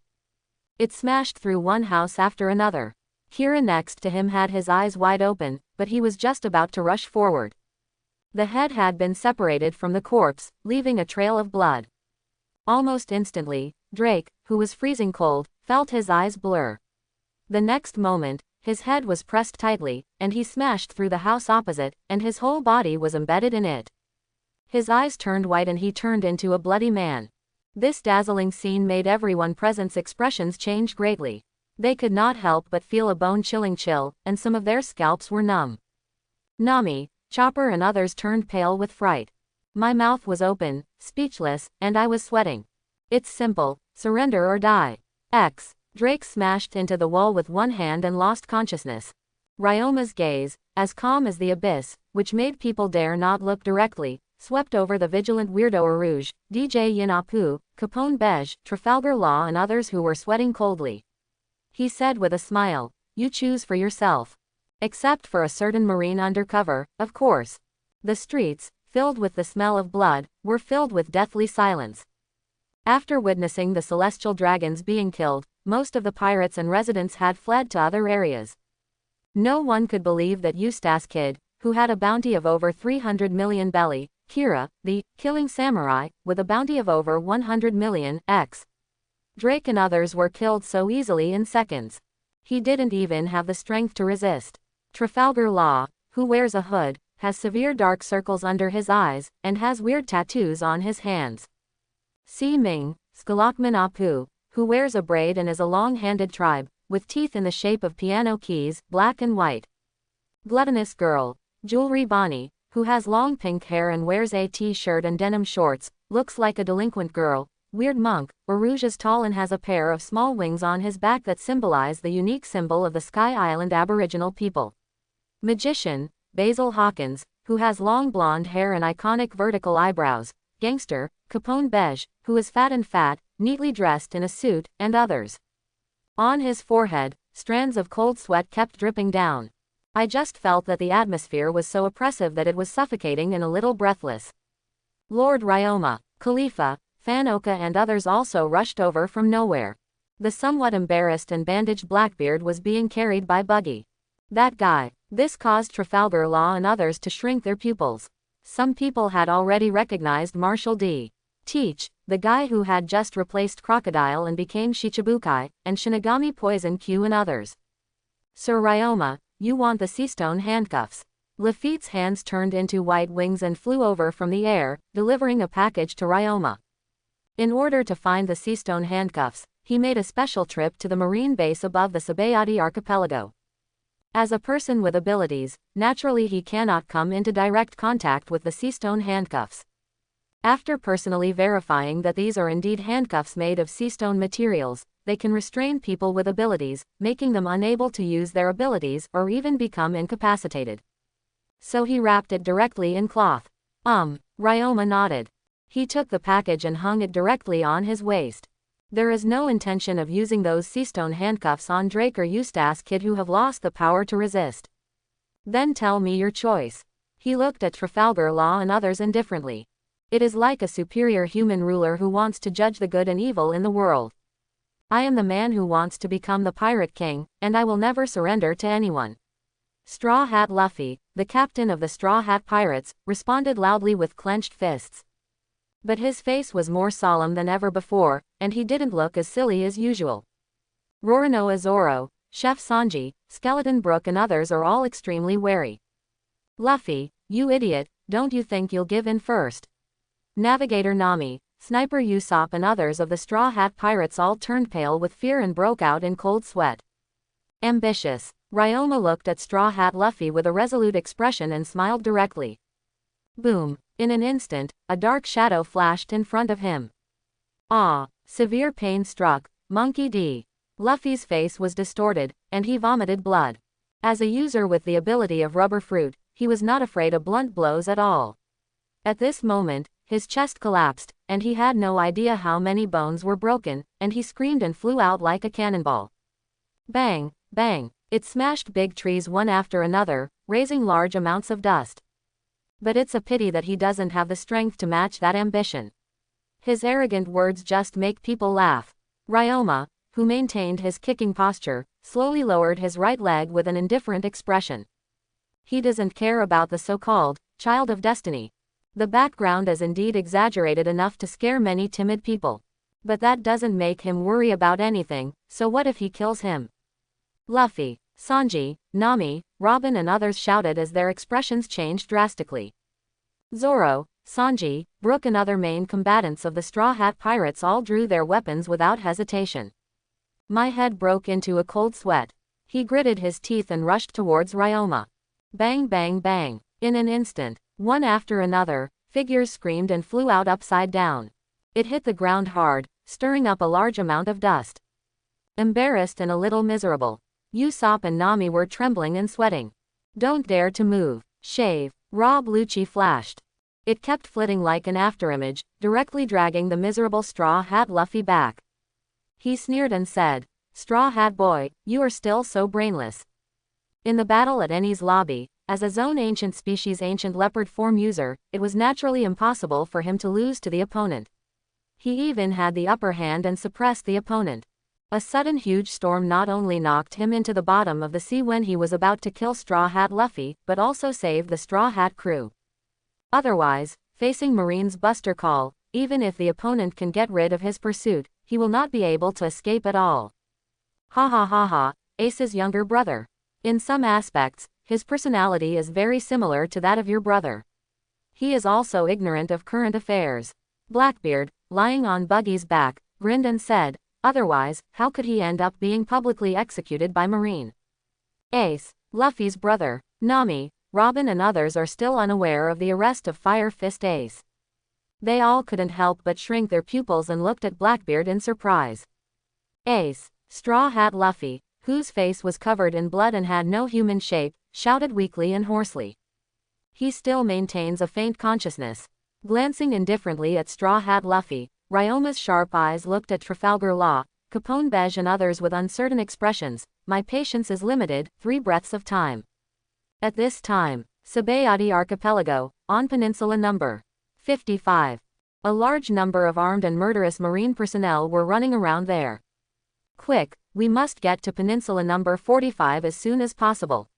We must not let go of any criminals who harm the world's nobles. After receiving the report, the Keelung Commodore stationed at the Sabayati Archipelago Marine Base immediately led the Marine personnel in the base to rush towards Peninsula 45.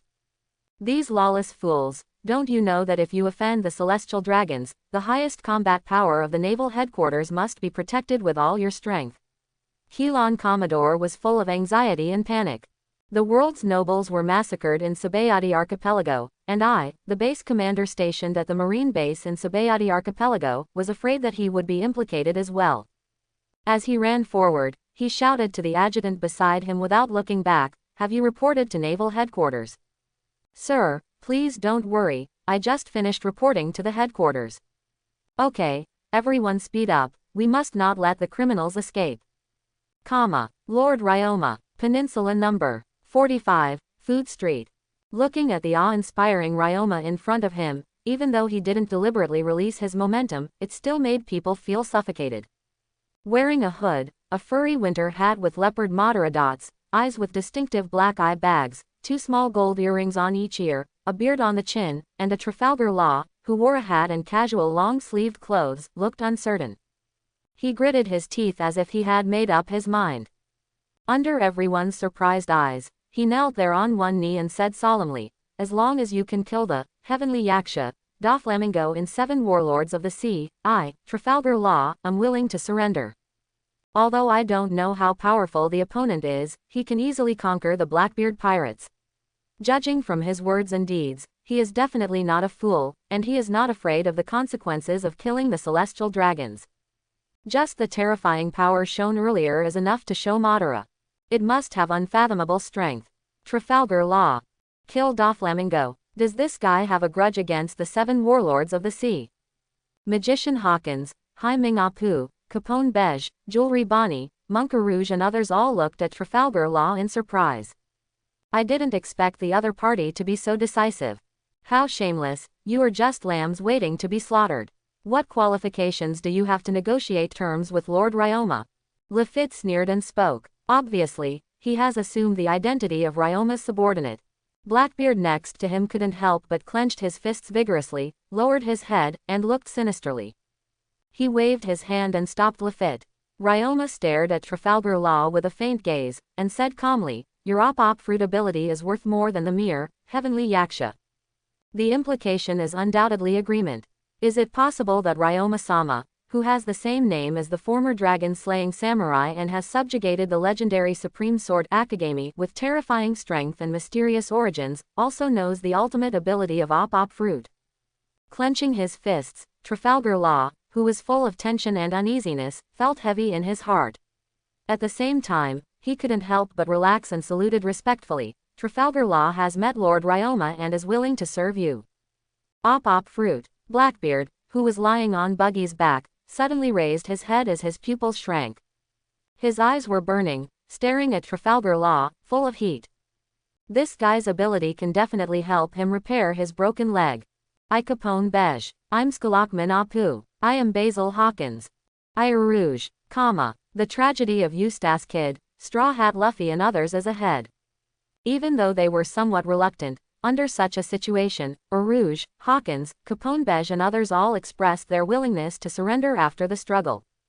But I don't know what I'm thinking in my heart. However, their little thoughts cannot escape Ryoma's terrifying observation Haki. Jewelry Bonnie bit her lip and was extremely confused, but after much hesitation, she had to lower her proud head. Ryoma stared at Capone Beige and asked directly, Capone Beige, you are a user with the ability of the Paramecia Strong City Fruit, right? Yes, Lord Ryoma. Capone Beige felt that those two sharp eyes could see through people's hearts. His heart skipped a beat, sweat broke out on his forehead, and he hurriedly responded. Glancing at the Eustace Kid, ex-Drake, Straw Hat Luffy and others who were brought over by the CP9 group and thrown there, Ryoma said calmly, I will imprison them all in your castle for those who are not dead. Yes, sir, please leave quickly. Your subordinates killed the celestial dragons. I believe the news has been reported to the world government. The admiral from naval headquarters will be here soon. Trafalgar Law asked directly. Not in a hurry. Ryoma sneered. His eyes were focused, as if he had foreseen something. Looking directly at the empty front, he said calmly, is it your turn to appear? Bartholomew Bear. Quietly, a tall figure appeared in front of Ryoma.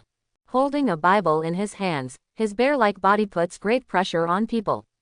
7 Warlords of the Sea, Tyrant, Bartholomew Bear. It's him, the guy who appeared on the terror ship.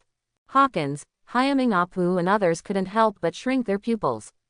Robin, Nami, and Usopp couldn't help but look pale after recognizing that the other party was the Tyrant, Bartholomew Bear who easily crushed their Straw Hat pirates and almost killed them all on the Ship of Terror. A big change, showing a look of despair. The gourmet girl, Jewelry Bonnie next to her trembled and seemed a little excited. She was biting her lip and tears were about to well up in her eyes. Unexpectedly, the former world's greatest swordsman, the dragon-slaying warrior, actually resurrected from the terrifying ship. Bartholomew Bear stared at the Ryoma in front of him. His original face was full of solemnity, and his tone contained deep fear. That guy Moria did something stupid. He didn't expect that. A man who has been dead for hundreds of years.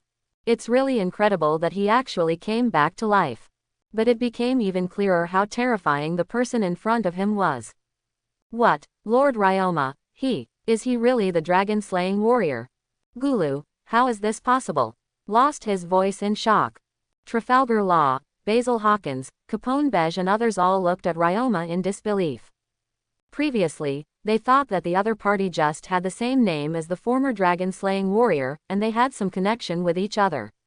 They never thought that the person in front of them was actually the world's greatest swordsman who was once famous hundreds of years ago, Shimotsuki Ryoma. For a moment, some couldn't believe their eyes and ears, and were confused. How could a person who had been dead for hundreds of years still appear in front of them alive? Paramecia meatball fruit, good ability. Ryoma raised his eyebrows. He looked at Bartholomew Bear with some approval. I have to admit that Bartholomew Bear developed this fruit perfectly. He glanced calmly at Jewelry Bonnie, who who was very emotional but tried his best to restrain himself, and the corners of his mouth rose. There is no rush to recover the paramecia meatball fruit, because this guy's body has been modified to the point of being almost useless, and there will be plenty of opportunities next. At present, we still need to use the other party's ability to go to a place as soon as possible to confirm some things. In a short period of time, most new ability users will not be able to deliver targets to extremely remote target islands in just 3 days as accurately as Bartholomew Bear. The Straw Hat crew has some connections with me. Can you hand them over to me? Bartholomew Shong spoke in a deep voice.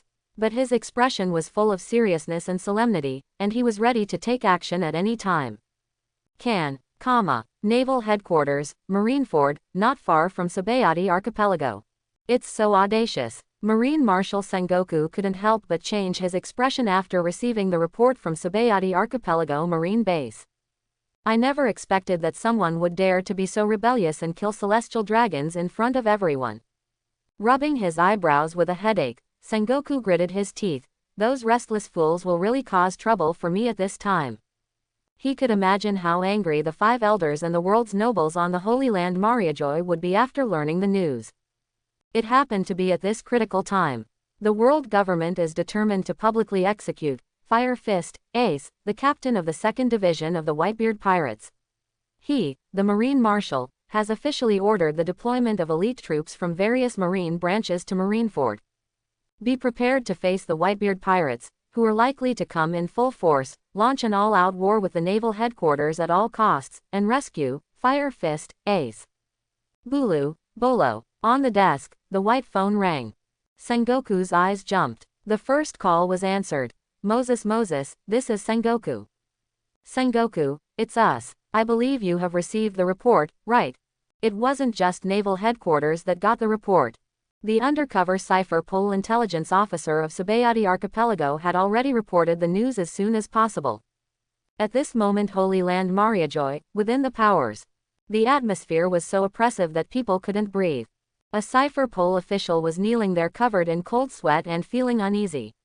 His back was already soaked, but he did not dare to get up. The 5 elders, who had just received the report, looked gloomy and directly dialed the number of Marine Marshal Sengoku. Yes, Your Excellency 5 elders. Sengoku looked solemn. I just received the report and am about to send Admiral there. It concerns the majesty of the world's nobility and the deterrence of the world government. All criminals involved must be eliminated. No one can escape. Do you understand, Sengoku? Yes, I understand, please don't worry. The outline of the simulation in the phone bug changes with the sound coming out. 5 elders, a bald man wearing round glasses and gloomy eyes, said in a deep voice, I heard that the supreme sharp sword Autumn God, which has been missing for hundreds of years, also appeared there. You must bring it back to me. Do not worry. Then leave it to you, don't let us down. Click. The phone bug hangs up. On the sofa in the office. It's really surprising that someone actually dared to kill celestial dragons blatantly. The tall and thin figure who was sitting on it, cutting his nails, slowly stood up. He was wearing a marine justice cloak and a yellow striped suit, but his stubbled, monkey-like old face gave people a sense of vulgarity. Marshal Sengoku, how about I come over? Then I'll leave it to you, Porisalino. Sengoku thought for a moment and then nodded in agreement. Aokiji is currently investigating the attack on the GXXXX 3524 warship led by Storoberry Vice Admiral. He has not returned yet. Admiral Akainu is still in the G1 branch of the New World. He can only let Kizaru, the only one among the 3 admirals with the highest combat power in the naval headquarters, out in force. He ordered in a deep voice, be sure to kill all the criminals involved in the case, and bring back the supreme sharp knife named Autumn God. Don't worry, I'll be back soon. Sabayati Archipelago. A messy food street. Rob Lucci, Trafalgar Law, Capone Beige and others couldn't help but look at Long Ma. Bartholomew Bear, the 7 warlords of the sea, wants to directly take away the Straw Hat crew. It's impossible for this lord to agree, right? You want these brats? Raising his eyebrows, Ryoma nodded nonchalantly and said surprisingly simply, okay, use your ability to give me a ride later. I want to go to Amazon Lily. Although I don't care about Monkey D. Luffy's background at all. But brats like the Straw Hat Pirates really don't have much value in his eyes. Use Nico Robin to decipher historical texts and get ancient weapon Pluton. Hundreds of years ago, he explored the memories of the heirs of the Kazuki clan and was able to interpret the historical text on his own. Looking in the direction of Amazon Lily, some complicated and difficult to understand emotions flashed through his eyes. Hundreds of years have passed, and even the people on Nine Snakes Island may not know the Nine Snakes Emperor of that generation, right? Contrary to everyone's expectations, no one expected that Ryoma would agree to Bartholomew Bear's request so easily. Bartholomew Shong, Rob Lucci, Capone Beige and others all thought they heard it wrong. Amazon Lily, okay. He stared deeply at Ryoma. Bartholomew Bear nodded in agreement. It would be best if such a strong person didn't have to fight. Even if the Paramecia meat ball fruit's ability allowed him to teleport at close range, he was not sure of sending the Straw Hat crew away directly from this man's hand. Amazon Lily, the legendary Daughter Island. The island where the Empress, Boa Hancock, one of the 7 warlords of the sea, is located. Hawkins, Trafalgar Law, Khalifa, Lafitte and others were all a little surprised as to what exactly Ryoma was going there. Rob Lucci's pupils shrank. As an elite of the secret cipher Pulsipi 9 under the world government, he still has some knowledge of the 7 warlords of the sea's intelligence. Legend has it that Bartholomew Bear has the ability to easily launch people into the air, fly in the air for 3 days and 3 nights, and appear directly on the other side of the sea. Is it possible to accurately send people to specific locations? If it is as rumored, the other party's ability is really exaggerated. Pluton, a very good title. Very abrupt. Looking sharply at the forest on the right, Ryoma said calmly, then let me see how qualified you are to be named Ancient Weapon. Old, that's just the random shouting of some good people, don't take it seriously. An old man with gray beard, round-rimmed glasses, and a scar on his left eye held a sharp long sword in his hand. Shu walked out of the forest. But the words were not spoken. The 2 figures suddenly flashed in unison and disappeared from the spot. Kang, no warning. The sound of gold and iron clashing was deafening. Rumble, woohoo, 2 terrifying momentums kept colliding. The extremely violent wind pressure tore the earth apart instantly, causing ripples to spread out. The expressions of Rob Lucci, Capone Beige and others changed drastically. They were unable to stay standing and were swept away. Pluton, Silver Rayleigh, Bartholomew Bear on the side shrank his eyes and spoke quietly. What, Pluton Rayleigh, is he the right arm of Roger, the legendary vice-captain of the Roger Pirates and the Pirate King? Trafalgar Law, Hai Ming Apu, Capone Beige and others couldn't help but shrink their pupils when they looked at the old man who suddenly appeared and looked a bit unattractive. On the sea, Pluton Rayleigh's name is by no means small. As the right arm of the Pirate King, he has been given the title of Ancient Weapon, Pluton, and his strength can be seen as Madara. The next moment, the 2 colliding figures separated directly. Brush, Long Ma's silver hair was flying, holding the supreme sharp sword Chu Shen. Ryoma's eyes were stern. The blue blade cut through the atmosphere and swung it out of the air without mercy. Kai, the light blue light illuminated the entire sky. It's so dazzling. Many people couldn't look straight and couldn't help but close their eyes. In an instant, a terrifying huge light blue slash tore through the atmosphere. Haki is superb and unstoppable. Slashing straight ahead. Kang, between the electric light and flint. Pluton Rayleigh's horizontal sword blocked the sharp slash. But his whole body was shaken and he took several steps back, causing the ground to collapse and crack. I felt numbness in the tiger's mouth, and felt a chill in my heart. The sword edge turned and lifted upward with all its strength. Wah! The huge light blue slash struck the sky. The light is dazzling. The loud roar continued. After a moment, the blazing brilliance disappeared. Ah! The sky! How can this be? Gulu! The sky splits. Hey, is that too exaggerated? But at this moment, Rob Lucci and others, and even the entire island, could not help but stare at the sky with their eyes wide open. His mouth opened wide and cold sweat broke out. The blue sky, which was originally filled with white clouds, seemed to be split open. Rumble. A huge crack in the airflow was clearly visible. It was surging and surging there, but it was slowly recovering at a speed visible to the naked eye. Its jaw dropping and unbelievable. Shocked beyond words. looking with some horror at the two figures confronting each other in the distance. The old man with an unattractive appearance, although it was a little difficult, actually blocked the attack of Ryoma, the former dragon-slaying warrior. At the same time, Capone Beige, Hai Ming Apu, the strange monk Rouge and others more intuitively felt how terrifying the man who had already aspired to be the world's greatest swordsman hundreds of years ago was. I'm even more glad that I and others didn't seek death before. Peninsula number 46. Thousands of Marines stared blankly at the split sky. They couldn't help but close their mouths from ear to ear, sweating heavily, and some of their legs were trembling. That was obviously not an accident, but caused by man.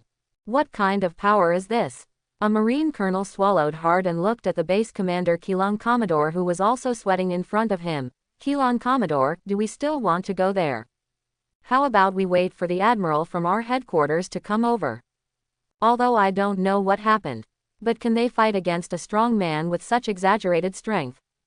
Only the admiral, the third most powerful person in naval headquarters who is also known as a monster, can suppress such a monster, right? The Keelan Commodore looked uncertain.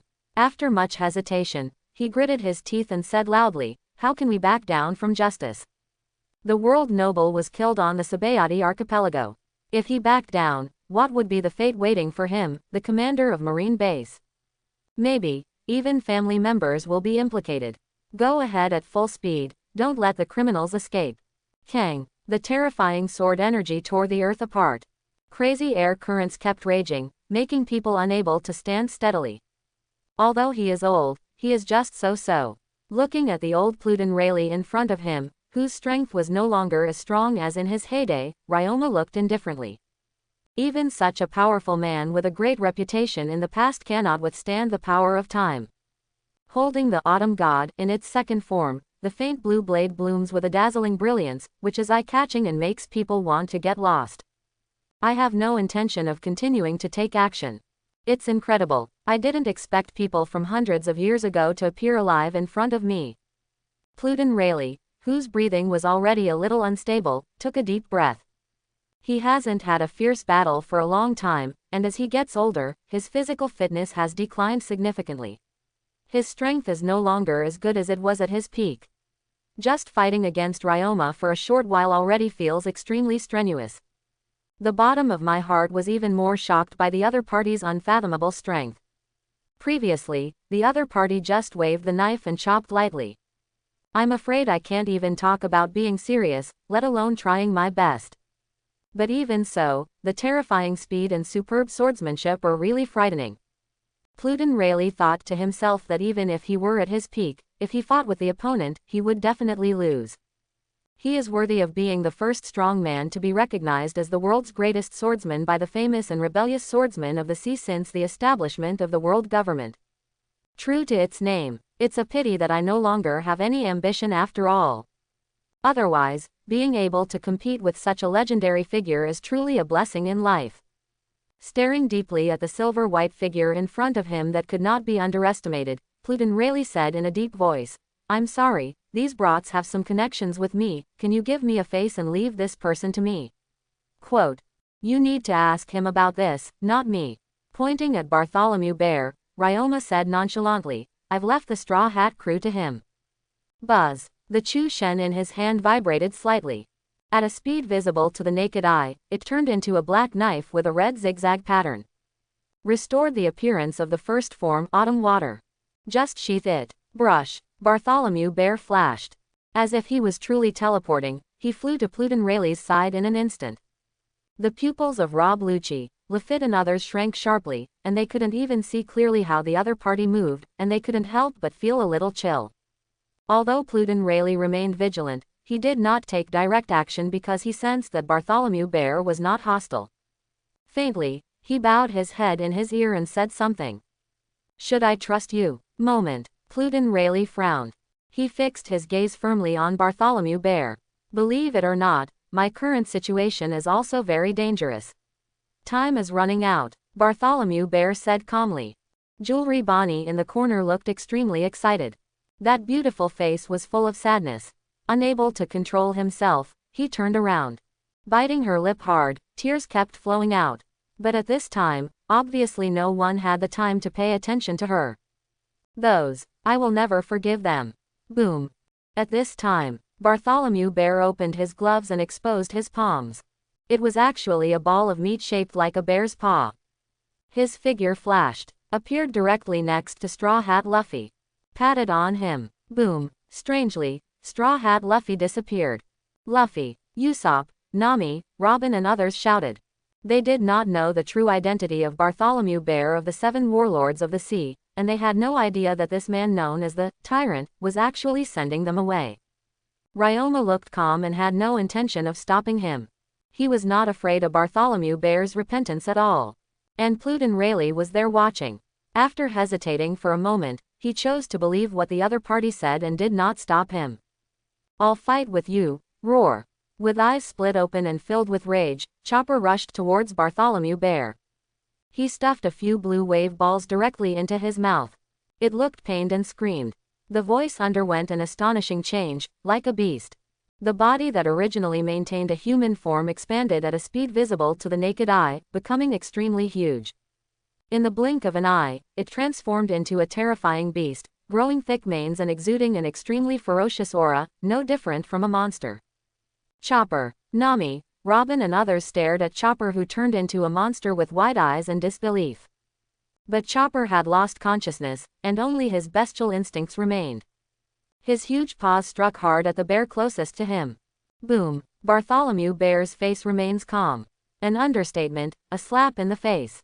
In an instant, the monster-like Chopper also disappeared. Swipe, swipe, swipe. Boom, boom, boom. In the blink of an eye.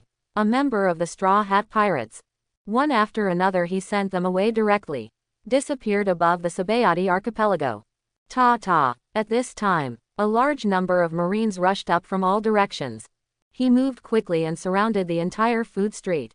Holding the black muzzle, he pointed it at Long Ma, Rob Lucci and others inside. "Bold criminals, you have been surrounded, let's arrest you without mercy." The leader, Keelung Commodore, bravely shouted with cold sweat on his head. "Mob." Ryoma's eyes suddenly turned sharp. "Let Marine Admiral come here in person." In the shrinking eyes of Pluton Rayleigh, Bartholomew Bear and others. Buzz buzz. Unparalleled Conqueror's Hockey outbreak. Accompanied by dark red lightning, it emerged out of thin air and intertwined violently.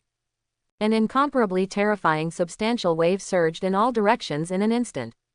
Crackling. Boom, boom, rumble, crack, bang. Ah, Conqueror's Hockey is wreaking havoc with unparalleled fury. The violent impact seemed to materialize, and the devastation spread. The earth, houses, rocks, grass and trees. They were all easily torn apart, crushed, collapsed and sputtered. The terrifying Conqueror's Hockey avoided Khalifa, Rob Lucci and others and directly crushed the group of Marines. A Marine rolled his eyes and fainted. One after another, he received extremely terrifying impacts, and his body was torn apart by the unparalleled impact, dripping with blood. The entire area instantly turned into a Shira field. It was stained red with blood, which made people feel horrified. Even the Keelung Commodore was crushed to the point of vomiting blood. The whole person smashed a big tree hard and fell there, losing the breath of life. Large areas of smoke and dust filled the air. The entire land has been destroyed and is in a state of disarray. Deathly silence. Moment. Gulu. As this Conqueror's Hockey, which is rumored to be owned by only one person in a million. It's actually possible to do this. How can it be? This was a tragic, terrifying and shocking scene. Supernovas such as Capone Beige, Hyaming Apu, Hawkins, and Lafitte could not help but feel cold and their scalps were numb. Pluton Rayleigh, Bartholomew Bear, and even Blackbeard, who was being carried by Buggy, couldn't help but shrink their pupils in disbelief. Hey, is that too exaggerated? Blackbeard couldn't help but swallow. Such Conqueror's Hockey is far beyond what even Whitebeard can achieve. Unwilling to be manipulated by others, he felt inexplicably uneasy and frightened at this moment. To be able to achieve this level is worthy of being a legendary strongman. Pluton Rayleigh couldn't help but take a deep breath. Unexpectedly, the opponent was able to evolve Conqueror's Hockey into attack power, causing such an exaggerated and substantial blow. He was a little lucky that Ryoma was not an enemy. At least, not yet. I couldn't help but feel a moment of silence for Marine A skilled man is so bold, no wonder he dares to blatantly let his subordinates kill celestial dragons, and yet he stays here openly. Today, if the intelligence from naval headquarters and world government is not accurate enough and the response is hasty, the admiral who rushed over may be in big trouble. I just don't know whether it will be Akainu or Aokiji from the three admirals, or Kizaru with a slippery personality. Perhaps, Marine and world government are the only ones who should be lucky. It's very close to the naval headquarters. It only takes less than 2 hours to come here by warship. If a strong person like the hero Garp rushes with all his strength, he can definitely get here in the shortest time. Not to mention the ability of Admiral Kizaru, Logia Sparkling Fruit. Are you interested in playing tricks on Marine with me? As if he had done something trivial, Ryoma looked at Pluton Rayleigh as if nothing had happened. He threw a newspaper directly to him and said calmly, "My captain and brother's orphan was publicly executed by Marine. I don't think you will turn a blind eye, right?" With the brotherly love between Pluton Rayleigh and Pirate King Roger, even if he has never met Fire Fist, Ace, after learning that he is the son of Pirate King Gall D. Roger, it is impossible to turn a blind eye to his life and death. Even the hero Garp received news that Pluton Rayleigh was on the Sabayati archipelago. It is expected that the world government has long known that he is living in seclusion on this island, but he may have some scruples and does not want to directly go to war with the Roger pirates and the Red Hair pirates. If nothing unexpected happens, on the day Fire Fist Ace was publicly executed, Marine had to concentrate its combat power on dealing with the possible arrival of the Whitebeard pirates, and could no longer send out extra manpower. In all likelihood, the world government will send monsters from Cypher Pole to stare at the opponent, to shock and warn Pluton Rayleigh. Make it impossible for him to act rashly. What? Fire Fist, Ace is Roger's son. Gulu. Is this why the world government risked a war with the Whitebeard pirates and publicly executed them? Blackbeard, Rob Lucci, Hawkins, Trafalgar Law and others could not help but shrink their pupils. Bartholomew Bear couldn't help but stare. He looked at Ryoma in surprise. Roger's son Ace. Pluton Rayleigh's hand holding the sword hilt had blue veins popping out. Looking at the report in the newspaper about the public execution of Fire Fist, Ace, the captain of the 2nd Division of the Whitebeard Pirates, he couldn't help but darken his eyes. He stared at Ryoma and said in a deep voice, "Do you want me to help you hunt Marine Admiral? Even if you are unwilling to take action, I am 70% sure to kill him before Naval Headquarters has time to react." Ryoma is very direct and authentic. The tone was full of calmness. It was not arrogance, but stating the facts. That comes from deep self-confidence. This made Bartholomew Bear, Blackbeard and others feel shocked and unable to calm down. He looked at the man in front of him in disbelief. What a confident and arrogant guy. After all, that is the highest combat power of Naval Headquarters. Even the 4 emperors of New World dare not say that they can defeat the admiral of Naval Headquarters in such a short period of time. Not to mention killing it. If you are willing to take action, no matter who comes, I will be 100% sure to kill him, and 90% sure to capture him alive. After all, this is too close to the Naval Headquarters. Even though Ryoma has absolute confidence in his own strength, he can defeat the highest combat force sent by Naval Headquarters. But that doesn't mean they can kill or capture the opponent alive before Marine and world government can react and send monster-level reinforcements. Even Admiral Kizaru, who has the ability to sparkling fruit and is extremely fast. With Ryoma's terrifying speed, and observation Haki's ability to foresee a hint of the future and listen to the voices of others, unless he can retreat as soon as possible, he may not have a chance to stay. It is undeniable that the speed brought by the sparkling fruit ability is indeed astonishingly fast. But that doesn't mean that Porosalino's neural reactions can keep up with that speed. The so-called speed of light is just an exaggeration.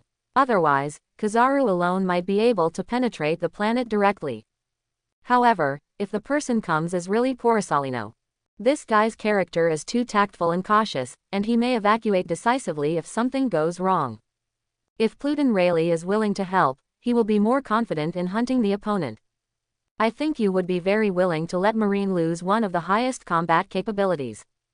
Pluton Rayleigh looked uncertain. If he really agrees to join forces with Ryoma to attack Admiral of Naval Headquarters, I'm afraid he won't be able to live in low-key seclusion. It is equivalent to breaking the tacit understanding. The world government will never tolerate such restless elements again, especially when the vice captain of the Roger Pirates is active in the Sabayati archipelago. This is undoubtedly equivalent to seriously provoking the majesty of the world government. But, Fire Fist, Ace is, after all, the orphan of his brother Roger, and Pluton Rayleigh did not refuse Ryoma's proposal after all. If Marine Admiral loses one person, the world government will continue to publicly execute Fire Fist Ace in order to maintain its prestige, and will not hesitate to start an all-out war with the Whitebeard pirates. When the time comes, I believe the pressure will be on Whitebeard Edward Newgate and red-haired Shanks. It will also be much smaller accordingly. Gulu. Seeing Pluton Rayleigh nodded in agreement with Ryoma's proposal. Trafalgar Law, Hawkins, Rob Lucci and others couldn't help but swallow their saliva and couldn't calm down. Hunting the Marine Admiral, what a crazy idea is that? If it really succeeds, the sea is probably about to boil. Now, all of you, please enter the castle of Capone Beige and wait for me. Don't make trouble. Ryoma looked directly at Trafalgar Law, Rob Lucci, Lafitte, and Van Oka, giving an order that could not be refused.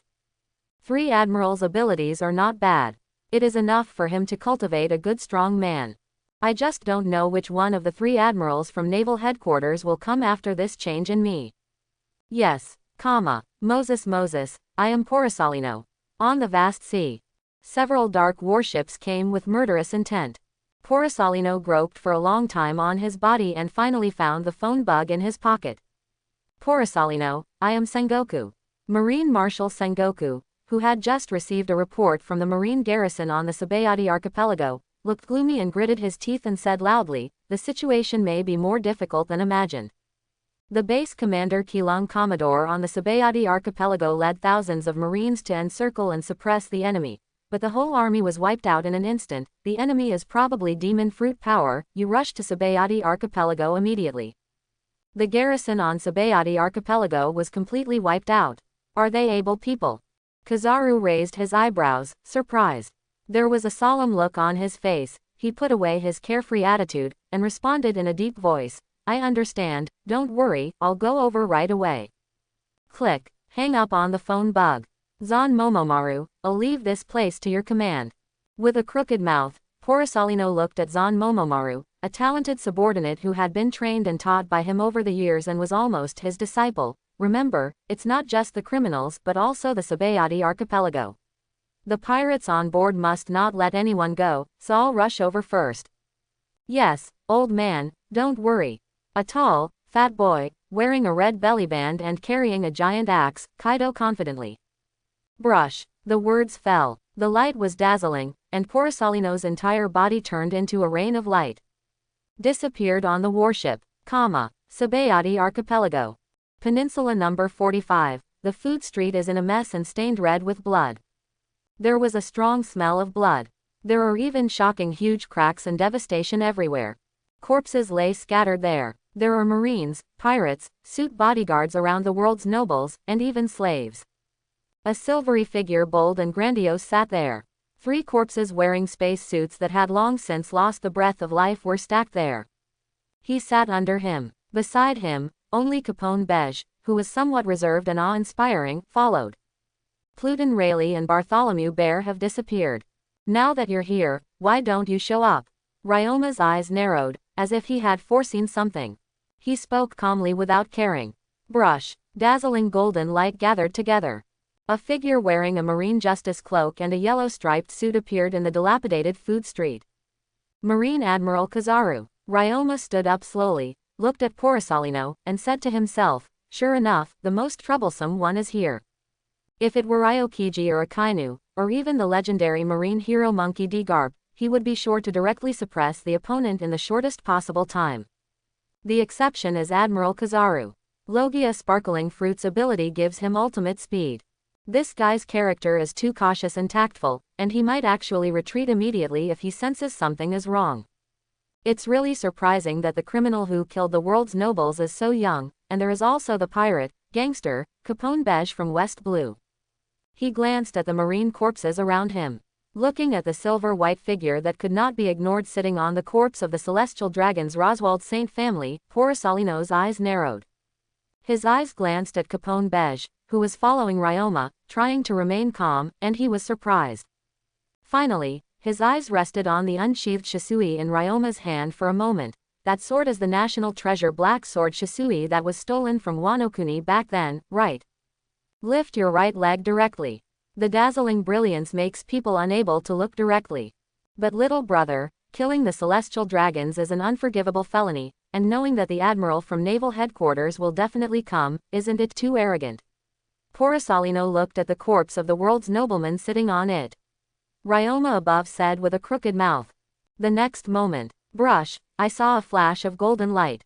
Porosalino's whole body had already teleported at a speed that was too fast for anyone to react, and he flew directly in front of Ryoma. The dazzling right leg tore through the atmosphere and kicked toward his head like lightning. Speed is weight. Have you ever been kicked at the speed of light? Boom. I hope everyone will support it and subscribe more.